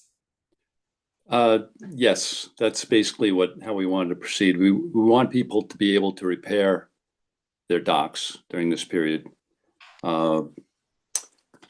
There is some language in the code that says if you want to repair a non-conforming dock, that you have to reduce the non-conformity. And that's some of the language that I'm looking to change because I'd like people just to be able to repair non-conforming docks without having to reduce the non-conformity in order to keep people incentivized to repair their docks. But as Stephen pointed out, if we just restrict it to what's required, what requires a permit, I think we're fine.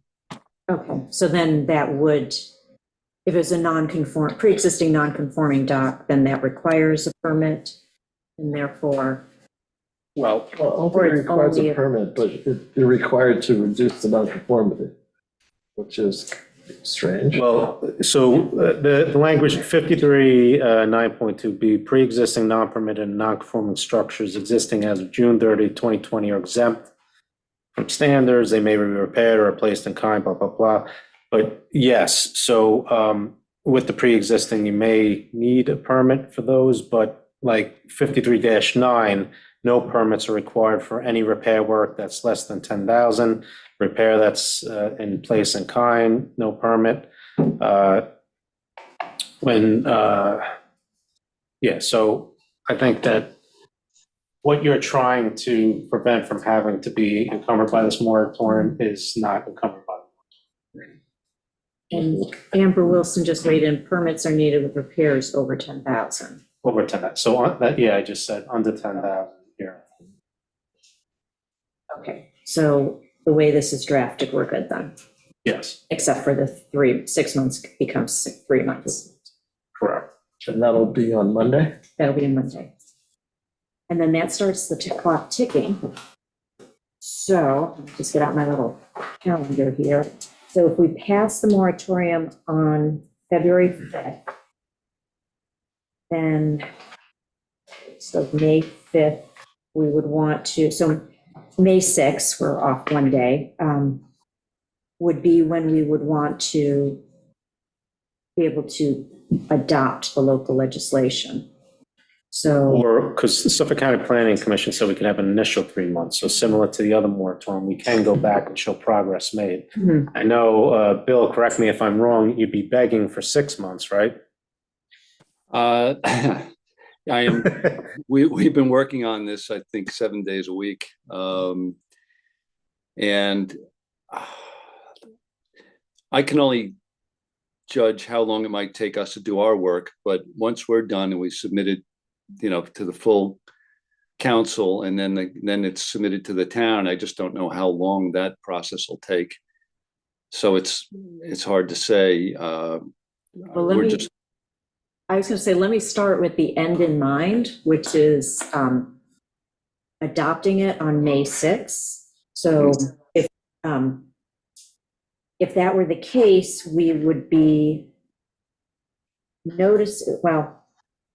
just to give us time, and I know we can always go back if we're making progress, but just if we want to adopt it on May 6th, we'd want to have the public hearing on April 15th, which means noticing the public hearing on March 18th. So how does that sound as a time frame for you?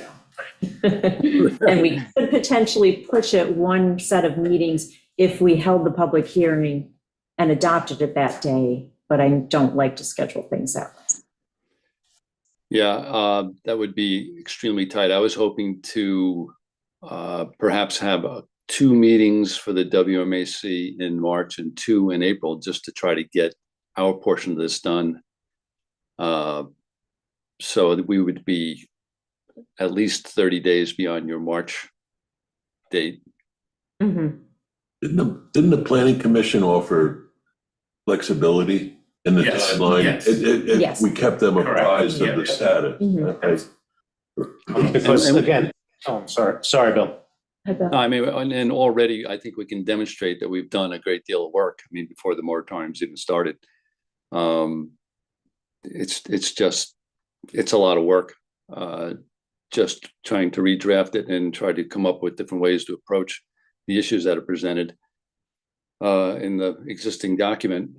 And then you have to have a number of additional pairs of eyes looking at it. So I can't predict what kind of changes others will want to make or suggest or whatever. It's tough. Because you're on like a fact-finding mission as well initially to get empirical data to justify amendments. So you're doing that, and we have, take that information and seek to make amendments to the code. And logistically, we have to present it to the town board at a work session and schedule a public hearing, have public comments. So I'm just saying logistically, I don't think 3 months is feasible. Yeah, I mean, that's why I wanted to get a calendar out and back into it to see, like, how doable is this? I mean, we want to give you the time to work on it and to get the input that's needed. So keep proceeding, and I guess we just kind of go into this knowing that we're most likely not going to meet the 3-month deadline. But there's clearly the necessary work's going on. Yes, exactly. And then I guess our question is we have been advised to go with 3 months, but a supermajority, as you say, can push it to 4 or 5 months or 6 months. Do we want to go that route, or would we rather go back to Suffolk County Planning Commission to say, hey, here we are? I think in this particular case, we had the unanimous support of the Suffolk County Planning Commission, which is novel with the 3 months. I feel confident if we go back and show the progress that they'll more than likely give us another 3 months, without a doubt. Mm-hmm. I'm not concerned. Let's not take the shot for no reason. Okay, all right, so those were the points that I wanted to cover on this. Right. So, okay, so we will go ahead with it for next week, and Bill, keep working. And I just want to make it clear to the town board and the public that people that received dock permits and have not built the dock, they're not covered by this moratorium. They can proceed. Yes, If public hearings were closed and permits are issued, yes, they're not encumbered by the dock moratorium. They can go ahead. Thank you for that clarification. yes. Thank you. Amber, I'm sorry, Bill. Did you guys settle on 3 months? Yes, Okay, yes. okay. All right, so that is that topic, and then the last topic on the agenda is Sunset Beach dock location proposal. And Stephen, were you going to lead us on that, or? Yeah, so it's actually a very interesting history. There's a litigation being commenced in the 70s, around 1977, 76, by the Krause family saying, we own this beachfront, not the town. And the town said, no, wait a minute, we just had this legal opinion that we own it. And historically, they were paying taxes on it. It was private property. So there was a whole big controversy. This was the talk of the town, this issue. And there was a settlement of that lawsuit whereby The Krauses sold the property to the town for $7,500 and then $2,500 from a title company, so for $10,000. So long as they retain the ability to use that beach for their patrons and have a dock and do some boat storage. Funny enough, that actually, because some of the funding came from bonding, so there was a referendum on it to the voters, and it went on the ballot with these conditions. And I believe they won by like 35 votes to go ahead with the sale. Something on election. Yeah, so we hired a title company to review the deed in connection with this to make sure that it was still valid, that nothing subsequently happened where they extinguished it. And according to the title company, it's still in full force and effect. So, Christine, I don't know if you're able to pull up an aerial. But I'd like to show the board, this is the survey that was from the 70s. Yeah. And they have dock easement area. It's within 75 feet of that boundary, because Crescent Beach is a bunch of different tax maps, but we own them all. So this particular one that's across from Sunset Beach. Yeah. Oh, yeah. Now I Please. I have the maps in front of me anyway. Okay. Right here, you can see the 75 feet. Okay, so that's a document. Unfortunately, it's kind of right in the middle of Crescent Beach. Right. Well, the way it reads is the westerlymost portion is 75 feet from that boundary line. Yeah. There's the boundary line. So 75 feet there. This Okay. is Say that would be the restaurant. One thing I there. couldn't track of, Christina gave me a copy of the Bell report. Yeah. The boat storage. Yeah, no. Yeah, that's a little amorphous, that language. So, but they're not looking to do anything with boat storage right now. They're solely focused on the dock. So if you look at the aerial, this is a guesstimate as to where the deeded dock area, which is what they're entitled to pursuant to the easement. And I know Brian Sherman, I think, Ken, you were involved with it. And Jerry, they preferred that location where it says proposed dock area for safety purposes and other I don't know if Ken, if you had any comments on it. Yeah, You would I have You have to, to come up to the Also- mic, please. Identify yourself. Okay. Ken Lewis, Highway Superintendent. So yeah, and I think the idea was obviously, they were amenable to moving it out of the deeded dock area. And we talked about when Jerry Silver was in and Brian was the then Highway Superintendent. I was present for the meeting. Talked about moving it to that area that is to the it's to the west of to the east of that of the their deeded dock area, and it's right down sort of in between where our existing bathroom facility is that we have, the new trailer bathroom facility we have, and the gazebo on the beach. We were all, I think, in agreement when we were there that that's a good location for it. It keeps it. Our two main concerns were, one, our concern was making sure that the town landing that's there remains open, because people do like to drop some of their watercraft in down there occasionally, but it's also set up for the fire department in the event that they have to draw water for a fire down that way. So that's one of the reasons that we want to keep that open.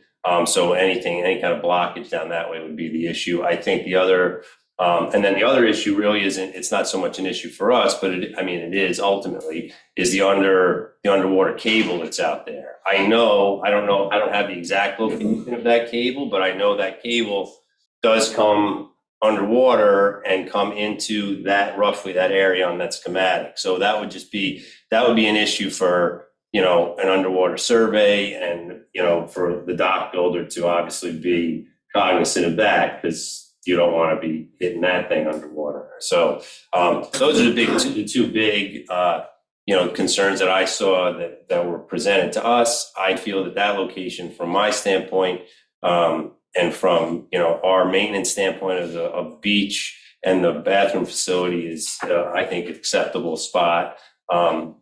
Just having to work it out, but I think somewhere in between those two areas, the gazebo and the bathhouse are fine, and really don't pose any issue to us. I mean, as far as from a maintenance standpoint, so. So the dock location proposed is south of the town landing. Yes, it would be, it's actually really west of the town landing. Exactly, yeah, west of town landing. So west of the town landing, so the bathhouse basically lies right on the edge of the town landing to the west of the town landing border. And then and then a little further west is the gazebo, so somewhere in that lying area. Is I think where they're proposing it. And all the parties that were there, me being one of them, were amenable to that.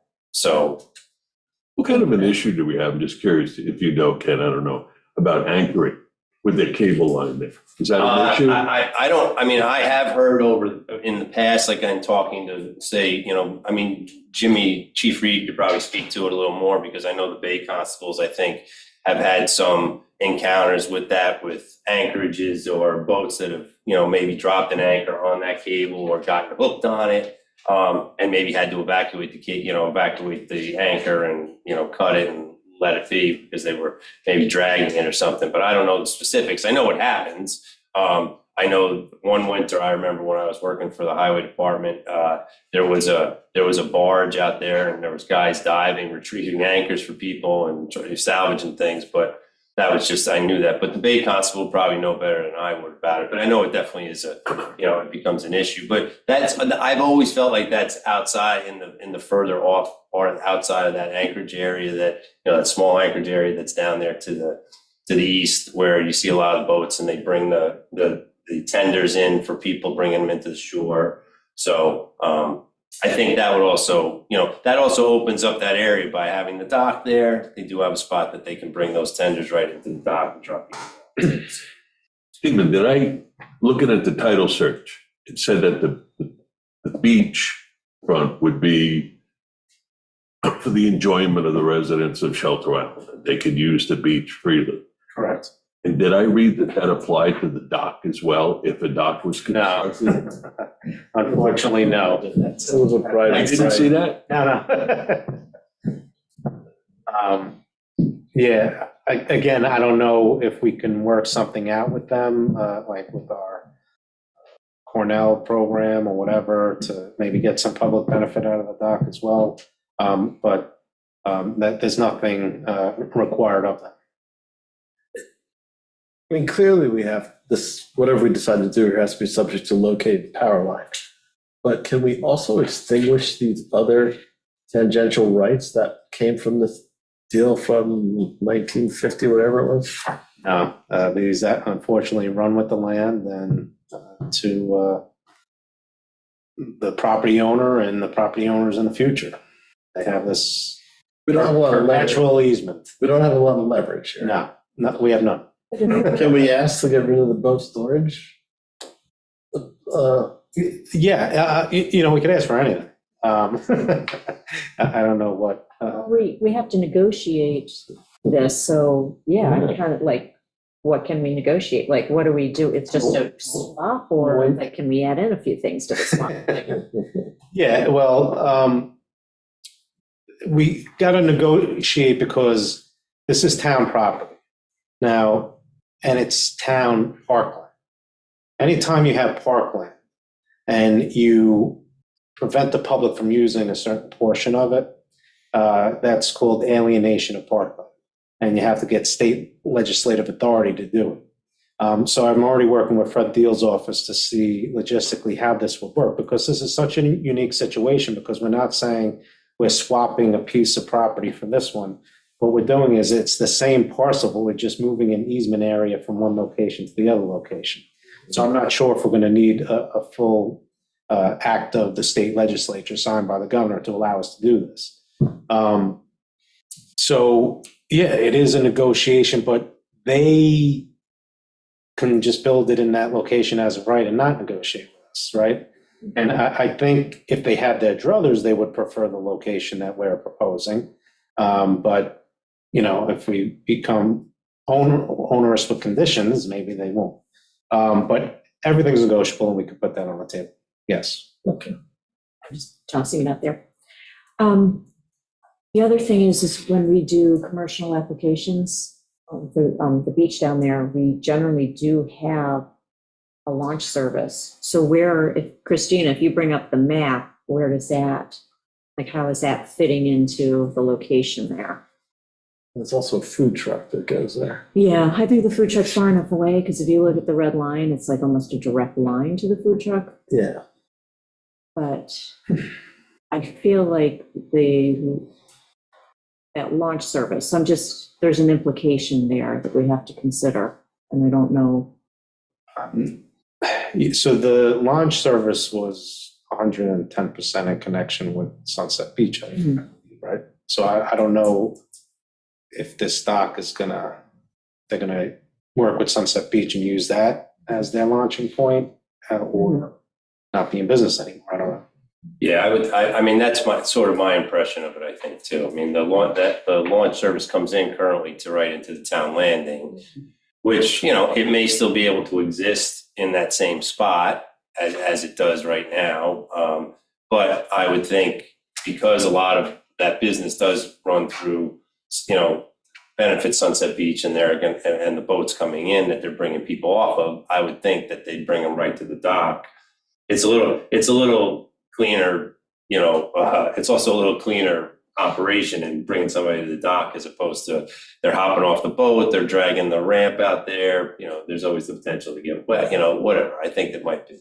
But I would like to add, just for me, me personally, and I've been involved with it now too in these last bunch of months, but also with Brian.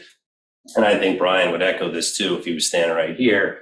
They've been, Sunset Beach has been very good partners to us down, at the location. As a matter of fact, this year, we installed this brand new bathroom down there. And they started out by offering to pay for half of the pumping service for that bathroom, because that's what it's got a tank that gets filled up pretty regularly.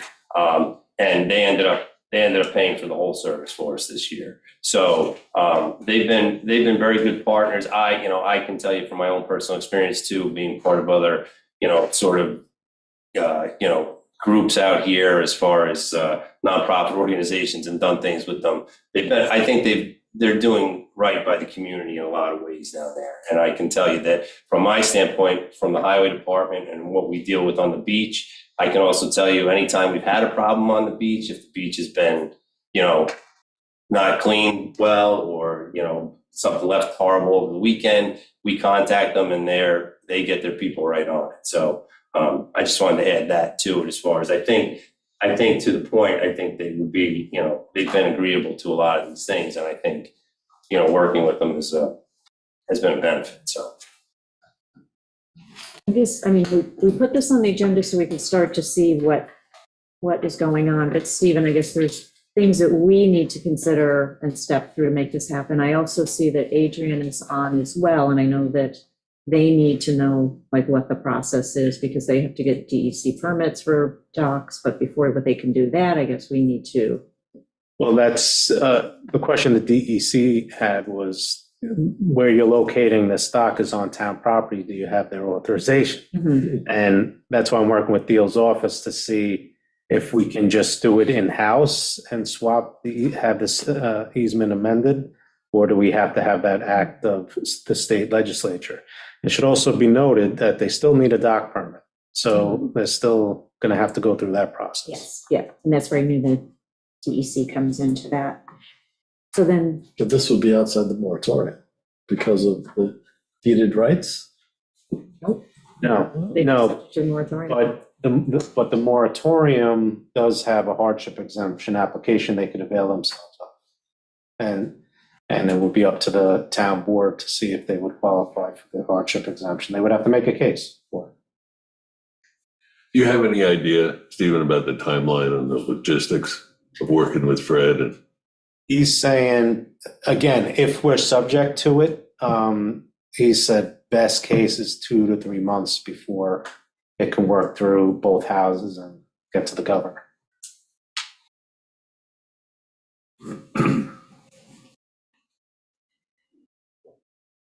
I guess at this point, we're just waiting to see the outcome of that then.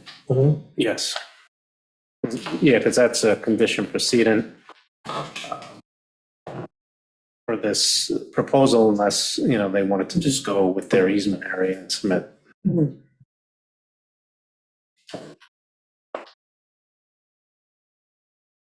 You can see.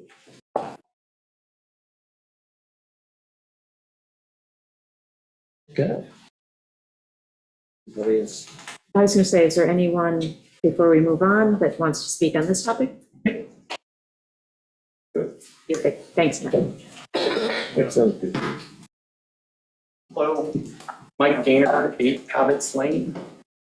Could I request that the young lady pulls up that map again on the beach? I just wanted to bring a couple of helpful points. I'd start off by saying I fully support having a dock over there because people are, whether there's a dock there or not, obviously that's an active place for people to bring their dinghies in. But I'd just like to point out, in that particular area, the lion's share of the recreational boating traffic for normal sized boats, your basic 20, 30, 40-foot boats, if you're going to drop a hook, it gets dropped right there. So in terms of the amount of boating traffic, the concentration, the big boats are out there. As soon as you get past that swim area, it drops down to about 80 or 100 feet. So you got to throw out about 120 feet chain to drop a hook in there. And so most people, your average, people who are going to go recreate over there are going to park right where your proposed dock area is right there. There'll be, on a Saturday or a Sunday, there'll be 20 boats right, all crammed right inside of there. It actually gets pretty dangerous because when the race starts going in there, when the current starts moving, the boat starts swinging around.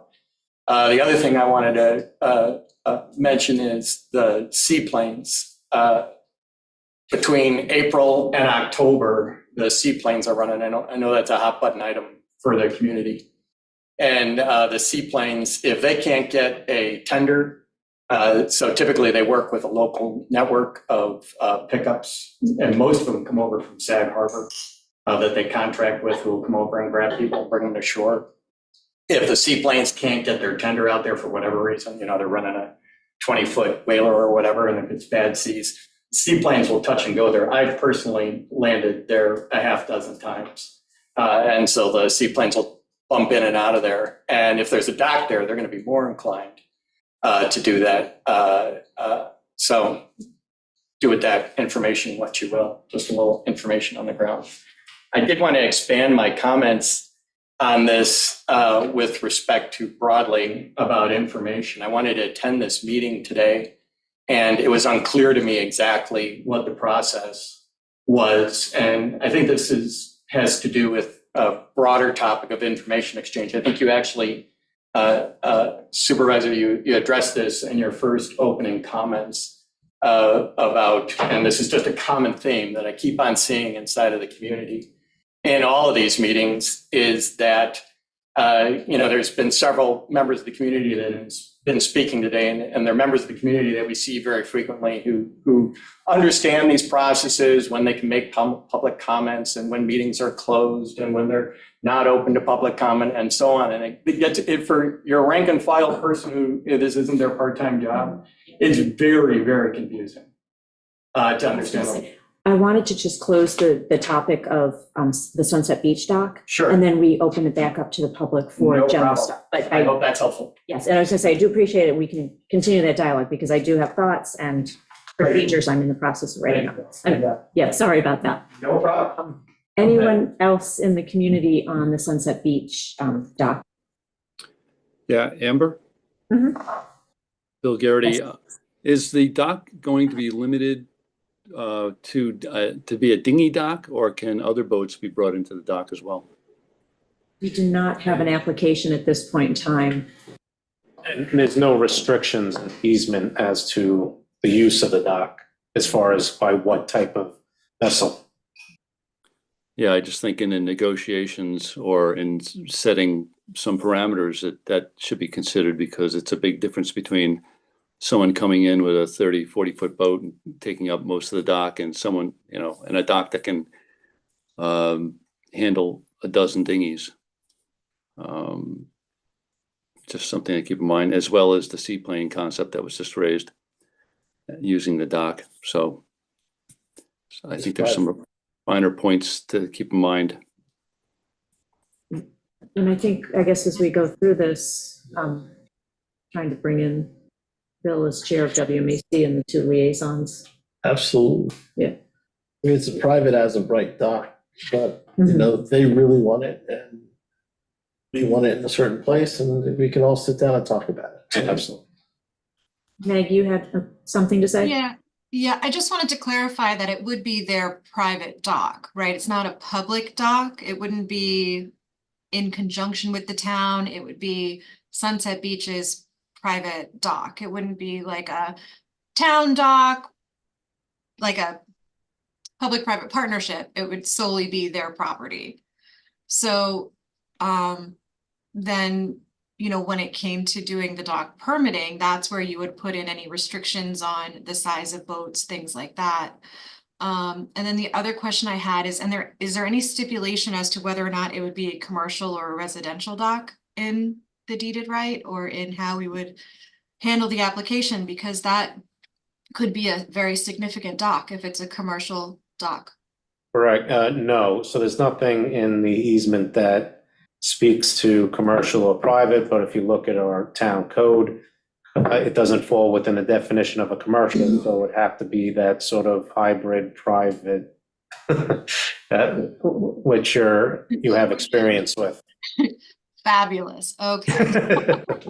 It's a bit of a, Yeah, because it's in a AA zone, not in a B zone, and it's not in connection with a marina boatyard, so it can't be a commercial dock.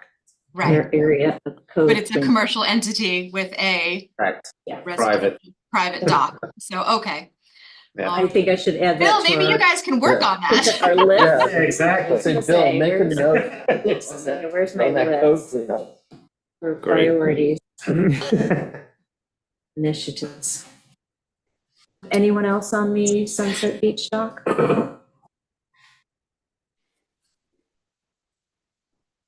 Okay.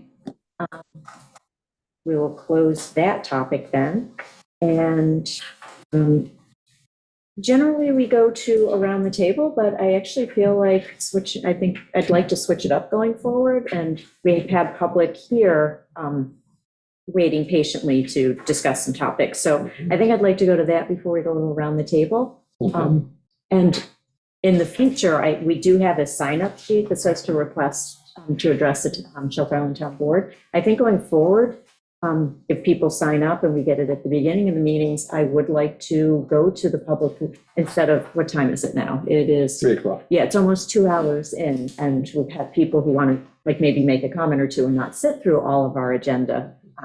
Give them the opportunity in the future to address us on something and Fully agree. stay or leave at their wish. So, Michael Gaynor, would you like to continue your comments since you started them? And then we'll go to Susan. Thank you. Mike Gaynor, 8 Cobbetts Lane.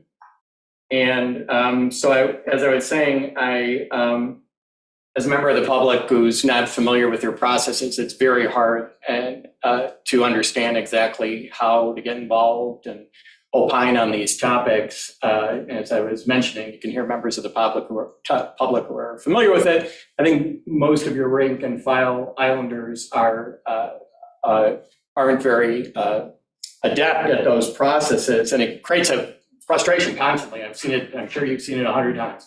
Happened last week. You guys got raked over the coals for open meeting laws by the editorial inside of the Reporter, which I don't think was well founded, and for having to cancel the work session, which I also don't think was well founded. The town's resources are stretched, and so I think you guys are trying to do a hard job here, and that's very difficult.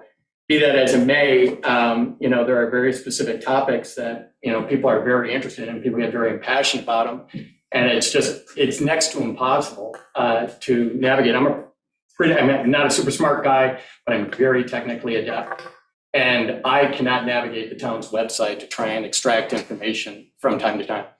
And I don't think the town should be in the business necessarily of trying to trying to, I mean, how many committees does the town have? You're well over a dozen somewhere. I did my hard time in the military, and those guys invented acronyms. And I think you guys I can't keep track of all the WQIs and all this various stuff. And so in any event, I was reading, the first I heard about the dock moratorium, I was looking for it on the agenda. I found it inside of the Reporter. And I'm like, how did that, and it's chock full of information. It was extremely helpful. And I was just like, because I had started off watching that meeting, and I didn't realize where it was at on the agenda. And all of a sudden I noticed that it was there. And I apologize. So I was, I'm watching I rewatched the video from the day, and I finally saw where you had, discussed the various aspects of what's going on. But I started noticing things, and I was going through some data. That video has been watched a total of 58 times by the community. There was one person, I think, inside of the audience, very similar, was here today. Obviously, there's an information breakdown with the community. I think the community relies very heavily on the Reporter. We're all used to go over to the ITV, pick up the Reporter, and that's kind of rule of law. That's just what people's habits are. And so I think there's a necessity for somebody inside of this town to take a hard look at what's going on with the newspapers inside of this community, because they're really a vibrant part of making certain that everybody gets the information that they're looking for. There were 2 articles inside of the New York Times this weekend on this particular topic, one of which talked about how in the past couple of weeks, the Washington Post cut their staff by 20%, the LA Times cut their staff by 20%. Sports Illustrated has been, and I'm not a sports guy, but Sports Illustrated is effectively shut down. They're about to sell whatever the assets are inside of that business. But more frightening than that, 5 local papers inside of the US close down every 2 weeks. Inside of the United States, they're calling them news deserts are happening at this point. Half of the counties throughout the United States of America have no news service whatsoever. And whilst a lot of communities off island could probably survive that, if the Shelter Island the Sag Harbor paper shut down, people might start reading the Southampton Express or whatever it might be. If the Reporter or the Gazette or both of them were to shut down on this island, I can't imagine what it would be like. There would be no access to information for the community. And so one of the specific things that I was looking at, what brought this all into focus for me, was the concept. I was looking at the agenda, and I'm reading through the agenda, and I'm trying to make sense of this. This is the agenda for the board session. I'm sure you're familiar with it. And the first item on the agenda was a topic, and it's got 1 line inside of it and 2 words, and it says fly car. I never heard of that word before in my life. And I've tried to I try to think of myself as a citizen who's interested in what's going on inside of the community. And so I started digging into this topic, and I read what it was. And if you mind, I can just take a minute to go through this very quickly for the community who aren't familiar with what happened. A fly car is an ambulance that the town is going to be contracting with the Southampton Hospital Foundation. It's 1 ambulance and 1 paramedic that's available for 365 days a year, 24/7.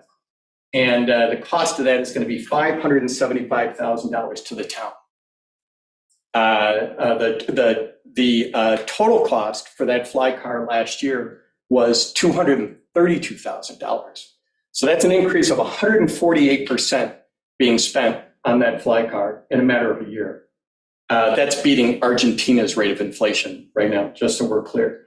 And it represents 3% of the entire town budget.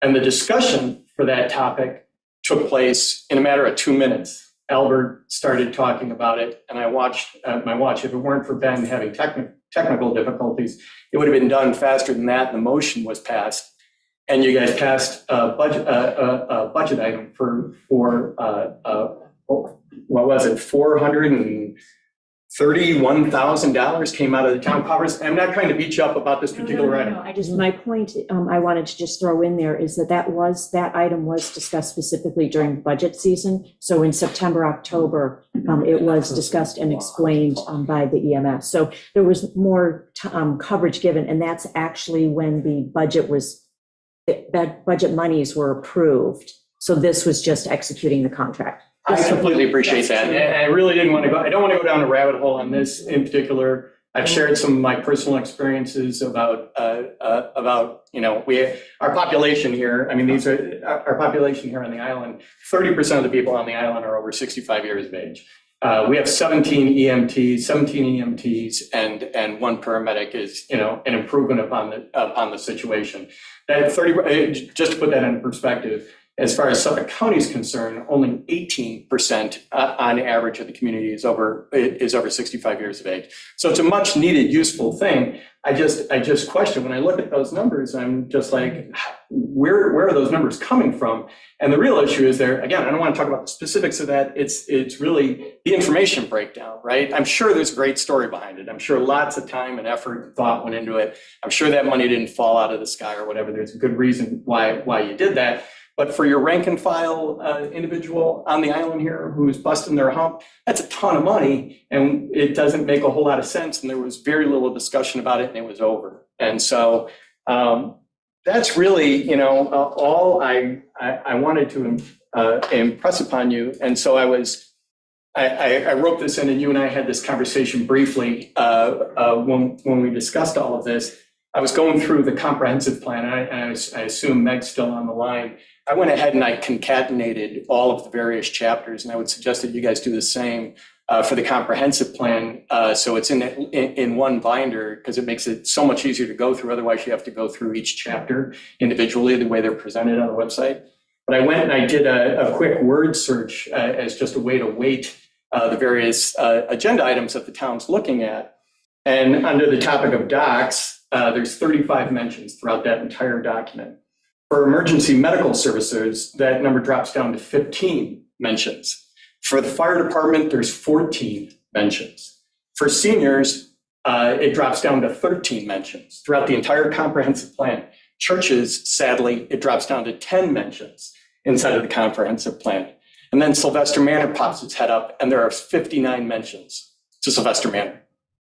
And so I'm looking at that and I'm like, I wonder how many mentions there are of newspapers. There are exactly 2 mentions of the newspapers inside of the comprehensive plan. One of them is to say that we have one, which isn't actually true. There's 2 of them. And the other one is to say you can drop them off at the dump, right? And there is actually 0 mentions of the Shelter Island Recorder inside of the comprehensive plan. And so in light of what's going on inside of the country right now, specifically, there was another great article in the New York Times today, says the war that the world can't see. And they're making a point over in Gaza right now that journalists have no access to it. And you can have no sense of human terror that's taking place over there right now, because newspapers don't have access to that. And oftentimes, do you know if either of the newspapers are present today? Yes, Julie Lane is on. That's fantastic. I like Julie a lot. I think something should happen at the board level. Somebody should be reaching out to the business side of the newspapers casually to find out what's going on with them economically. Typically, people in business and private sectors, I'm sure you know, don't go running around and telling you when they're about to shut their doors. Just one day you wake up and their doors are shut. That happens all the time. And so I would respectfully request that somebody becomes an ambassador and speaks with those folks, have them in for coffee and see what the town can do. If anything, I realize they are they're supposed to be watching, keep an eye on the Fox and the Hen House around here. And I know there's got to be a separation between church and state as far as news organizations go. But I don't think that means that you can't have a friendly conversation with them to find out what their financial condition is. That would really suck if we woke up one day and we came in here and there was no more news organization to cover this vital information for the community. That's it. Thank you. Thank you.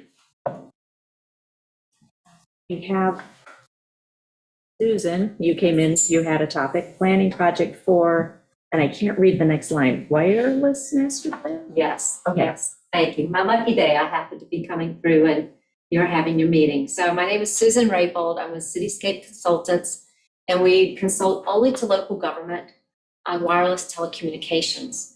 And we recently have almost completed a wireless master plan with the town of Southampton. And I met this morning with the town of Southold, who now wants to do a similar project. And North Haven Village had reached out to me, and so I'm meeting with them. And I spoke early this afternoon with Sag Harbor. And I'm looking to see if you all would be interested in joining this endeavor. We help identify gaps in wireless coverage that need to have new infrastructure so that you can have a more robust wireless network. And then we help you plan how to do that. It's unique for every community. It's not cookie cutter. And you can see our wireless master plan that's in draft form, which I'm hoping gets approved in the next week or two with East Hampton on their website. And I'm happy to go in more depth. I don't know how much time I have. But I'm reaching out to you because the cost of doing something like this on an individual basis is around $60,000. That's our starting point with each community, just because of the GIS work that we have to put together. We build a collector app. We spend a lot of time in the community doing research. It's labor intensive. But when we add communities into the same geographic area, it reduces the cost significantly. If we get 3 or 4 communities together, we can get the cost down for each community to be between $25,000 and $35,000, which is a half price or less than half. And if we even get even more than 4 into the study, it can even come down even more. And so since we're working on doing something like that, and you're kind of the donut hole right now in the communities that I'm speaking with, I really wanted to reach out and give you the opportunity to hear what we're doing and to see if you're interested. I didn't want you to- I didn't hear what they said. No, I think they accidentally mistake. turned off. Oh, their okay, mics. okay. I didn't want, after we finish, for someone to say, well, why didn't you ever come talk with us? Mhm. So If you could send the information on to. I happen to have my Okay. presentation Perfect. and handouts from the town of Southold this morning. I was gonna say, if you leave it with Chris, And if I'm you, happy to. okay, yeah, all right, yeah, we'll make sure this gets copied and distributed. Sure, sure. And again, just to That was from Martian, I don't know.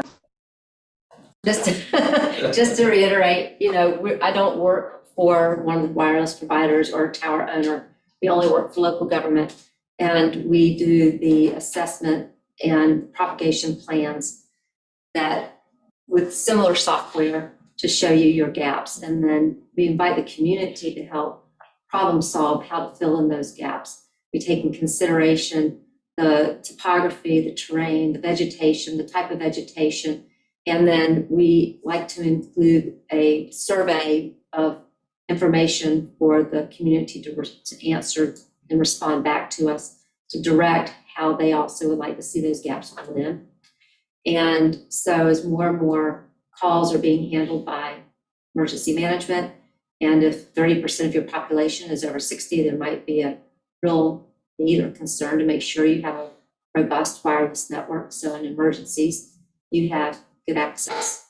So I'm happy to respond or answer questions in the future if you would like to join us. We're looking at a window of opportunity in probably 4 weeks. So, all right, thank you Great, for thank you. giving me the opportunity to Yes. speak with you. Thank you. We don't have anyone else left in the in-person audience. Is there any other public comments from the Zoom audience? Jan? Yes, can you hear me? Yes. Okay, so just want to ask this new town board, when are there any plans to put the discussion about moving back the wetlands applications from the planning commission back to the town board? I understand that there is a broad support on this. Our supervisor voted against moving that from the town board to the planning department or planning commission. So I would assume that she wouldn't mind moving it back to town board, and I think the other town board members present at this meeting made that issue campaigned on it. So could you elaborate on this, on the plans? Would that be next week that you guys would take that on? Well, was what gonna I can say about Ben- it. Ben wanted to field this one. As you all can imagine, it's an important decision. It's not a light decision. And there are only 4 of us, and Meg has been out with a medical condition. So we can't have a meaningful conversation around that without the 4 of us present, which Meg is back now. So it is certainly a priority. It was listed as one of our priorities, from the organizational meeting, and it's still one of our major priorities. And we're going to get to it in short order. I can't promise you that it'll be next week, but I can certainly promise you that it'll be soon, because it still is a major priority for us. But we all want to weigh in. It's only fair for all of us to weigh in. We all have different opinions and on various aspects of it. So we just need to find the time to sit down and have a real discussion around it. Yeah, and just to follow up on that, next week, I do want to take all of the priorities and initiatives and to-do list, and I've got them started to go into a list, and kind of we're going to sit down next week and start to prioritize and tack plans and timelines for different things. So Good. I think that we'll do that first, and where that pops out on our priority list, we'll highlight when it's going to go on the agenda. So, All right, thank you. Thank you. Is there anyone else with the question or comment? All right, then we will go around the table. Anyone want to volunteer to go first?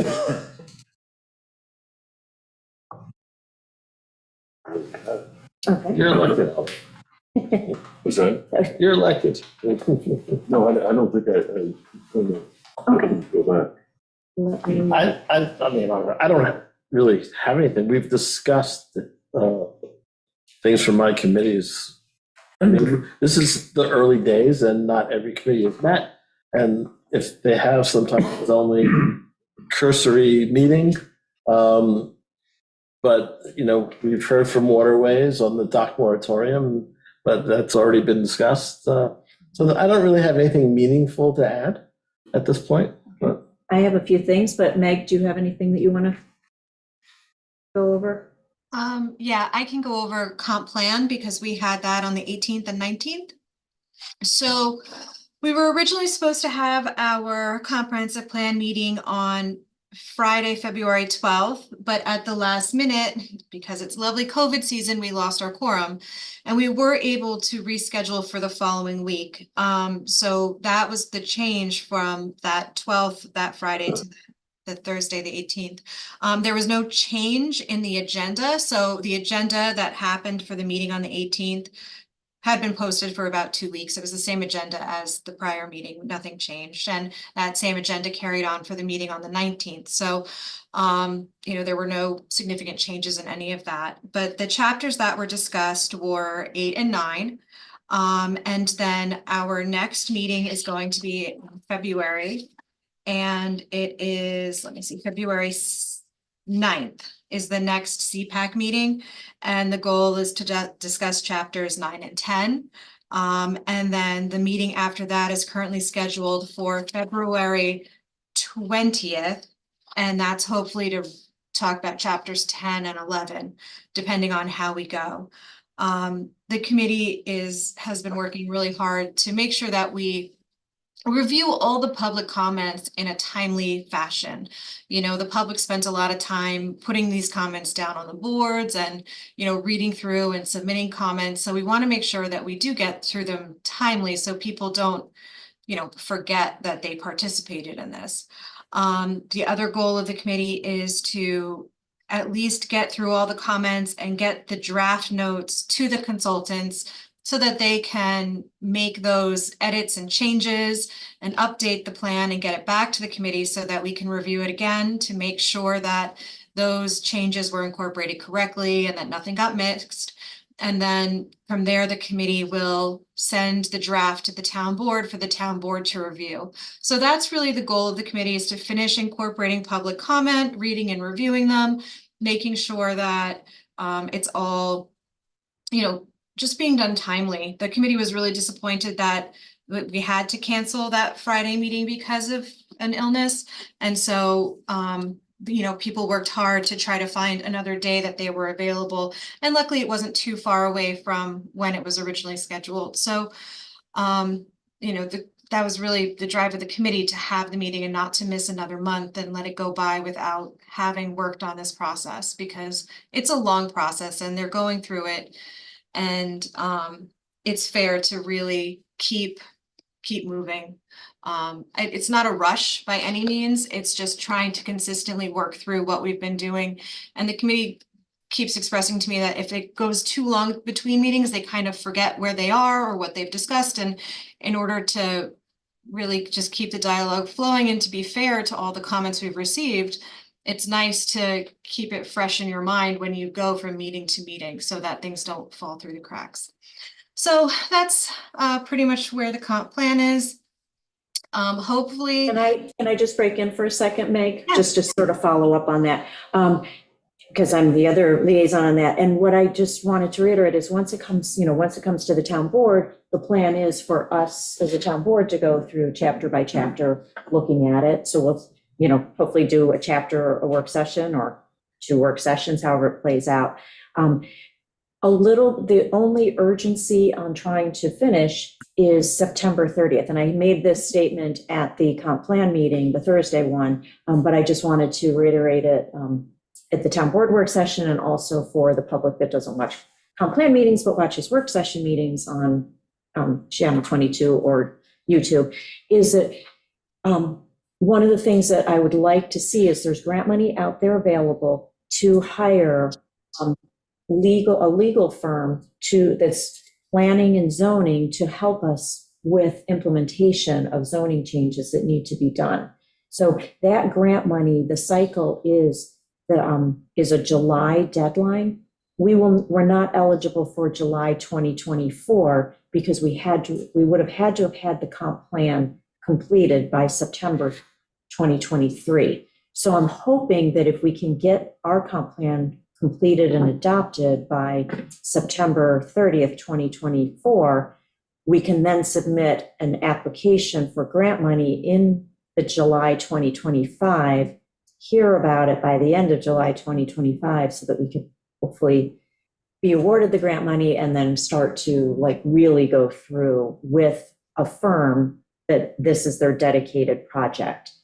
So Stephen would be involved, we would be involved overseeing it, but just have somebody committed and hopefully paid for with grant money as opposed to taxpayer money.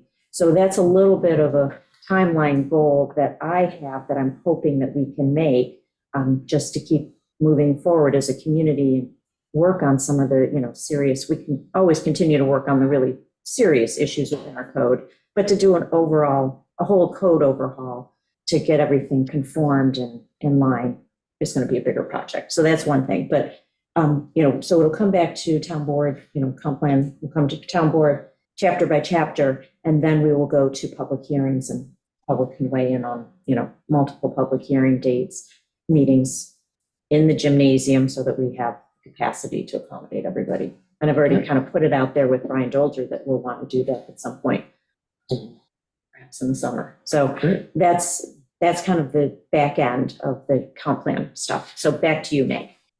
Yeah, so I mean, the goal is to get all of the committee's edits to the consultant by the end of February. so that they can do their work through March, and hopefully we can have a draft of this revised version to the board by April sometime is sort of the goal. We'll see how it all plays out.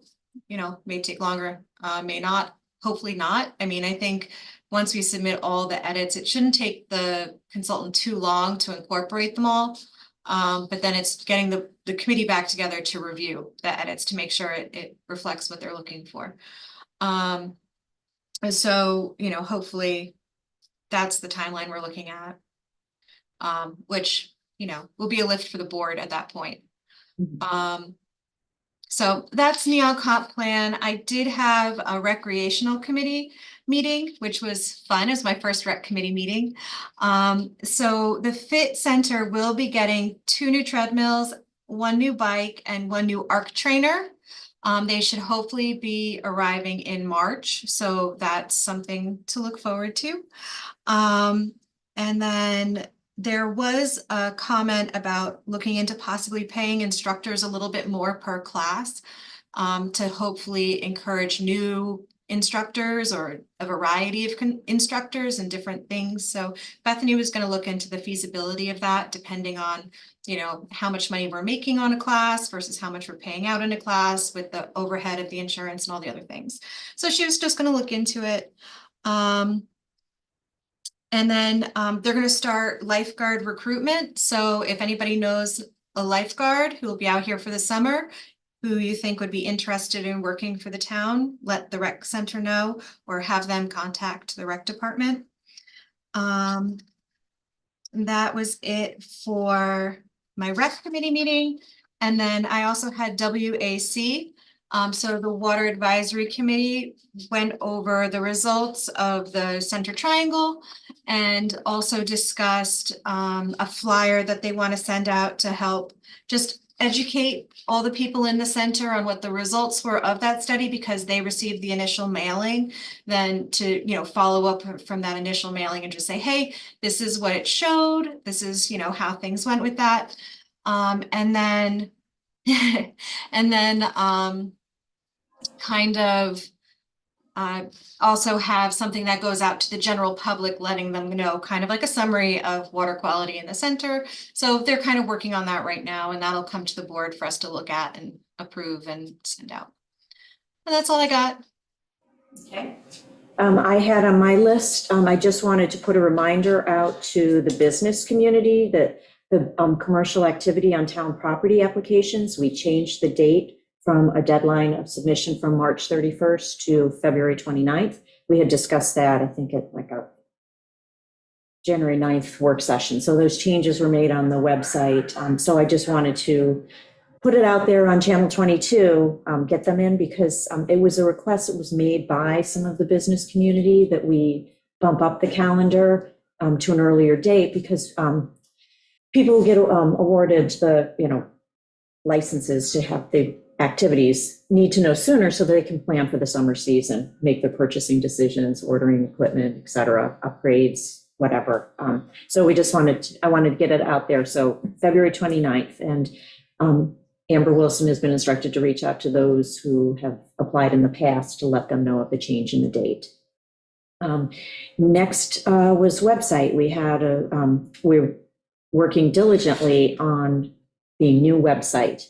And so actually, unfortunately, Mr. Gaynor left, but the new website is going to be much improved as far as being able to get information when you go and look at, you know, okay, here's a work session, and clicking into and having the documents available and zooming into the meeting. It's much more streamlined and easier to use. We have a projected date of February 14th.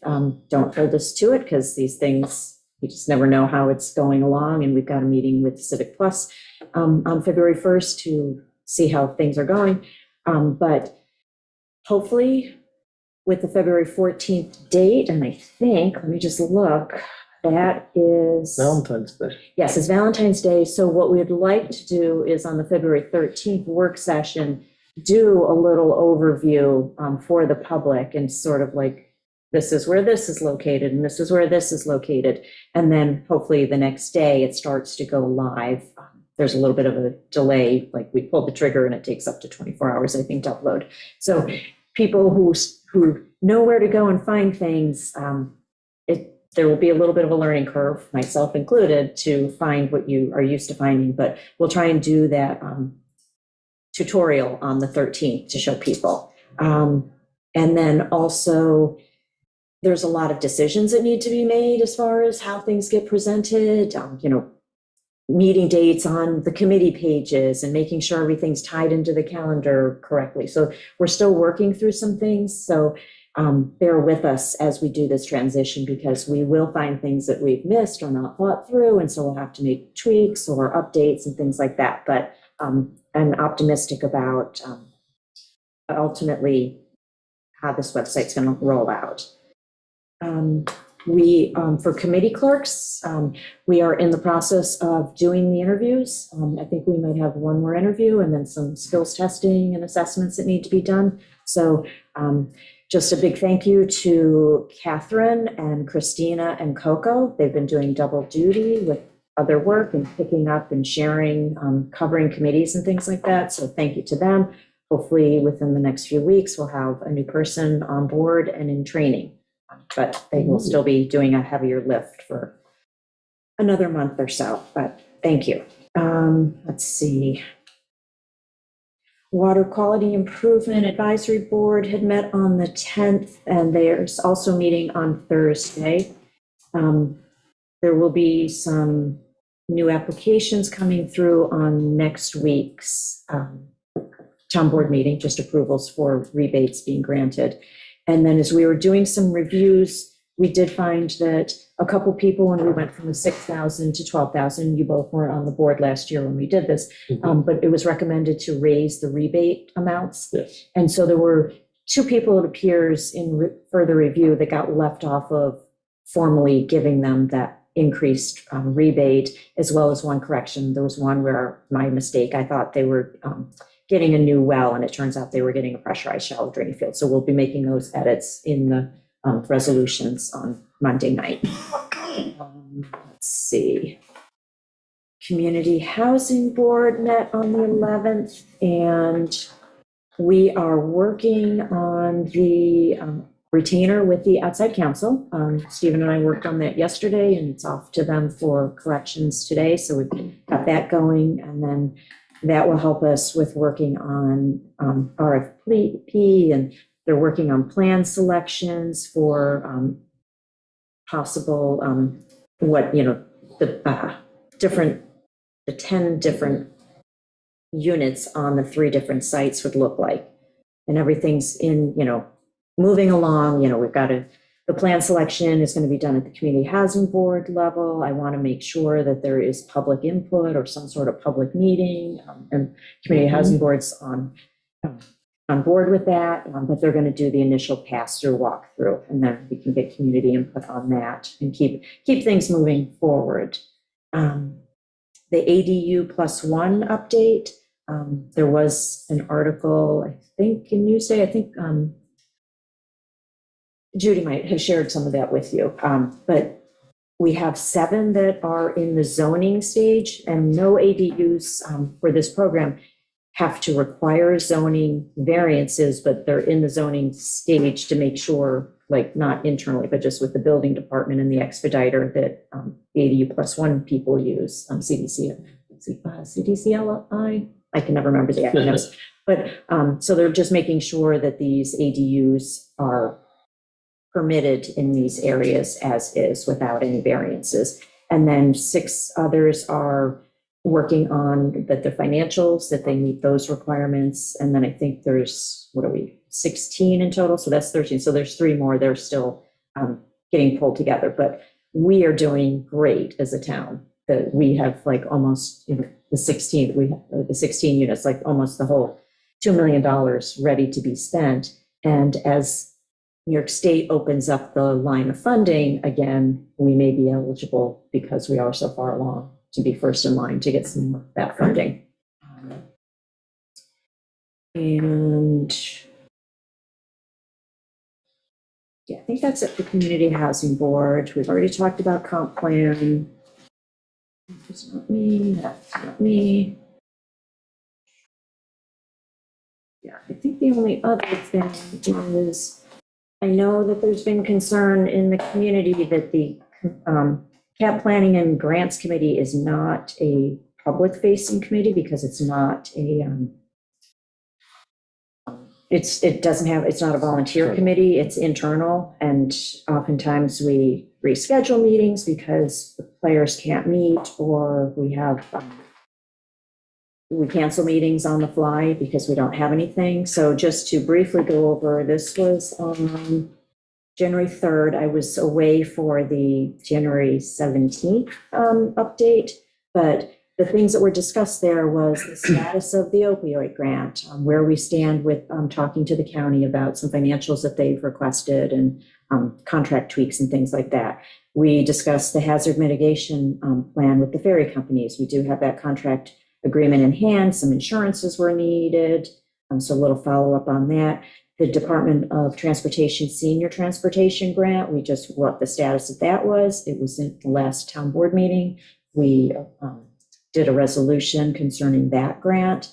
The ADA, that's going on for the court and for PD, we've completed, and so just to backtrack for a second, we have money for doing the, no, I'm just drawing a blank. The design work, what's needed and the design work. So we have, so For the it's, police department. Facilities plan. yes, it's not part of the facilities master plan. It's just to make PD more handicap accessible as well as justice court. So right now, the police department one is finished. Tasks 1 and 2 have been completed. And so now task 3 is being worked on, which is just more detailed drawings and things like that. Last year, there was a presentation that showed what the proposed layout looks like. And so now we have to get more granular with exactly how that's going to work before we could possibly go out for a request for proposal for construction. And we also, before that, have to figure out how to pay for it. And then the money that we have for the ADA architectural and design work is being discussed as to what would be needed and how to go about making the fixes that are going to be required there. And Joe and I have to work on pulling up the old information on facilities master plan to keep that moving forward. And that was it. So nothing too exciting and nothing like, we're not spending money. We're just making sure the grants that we have are just stepping through the process and we're following up on things.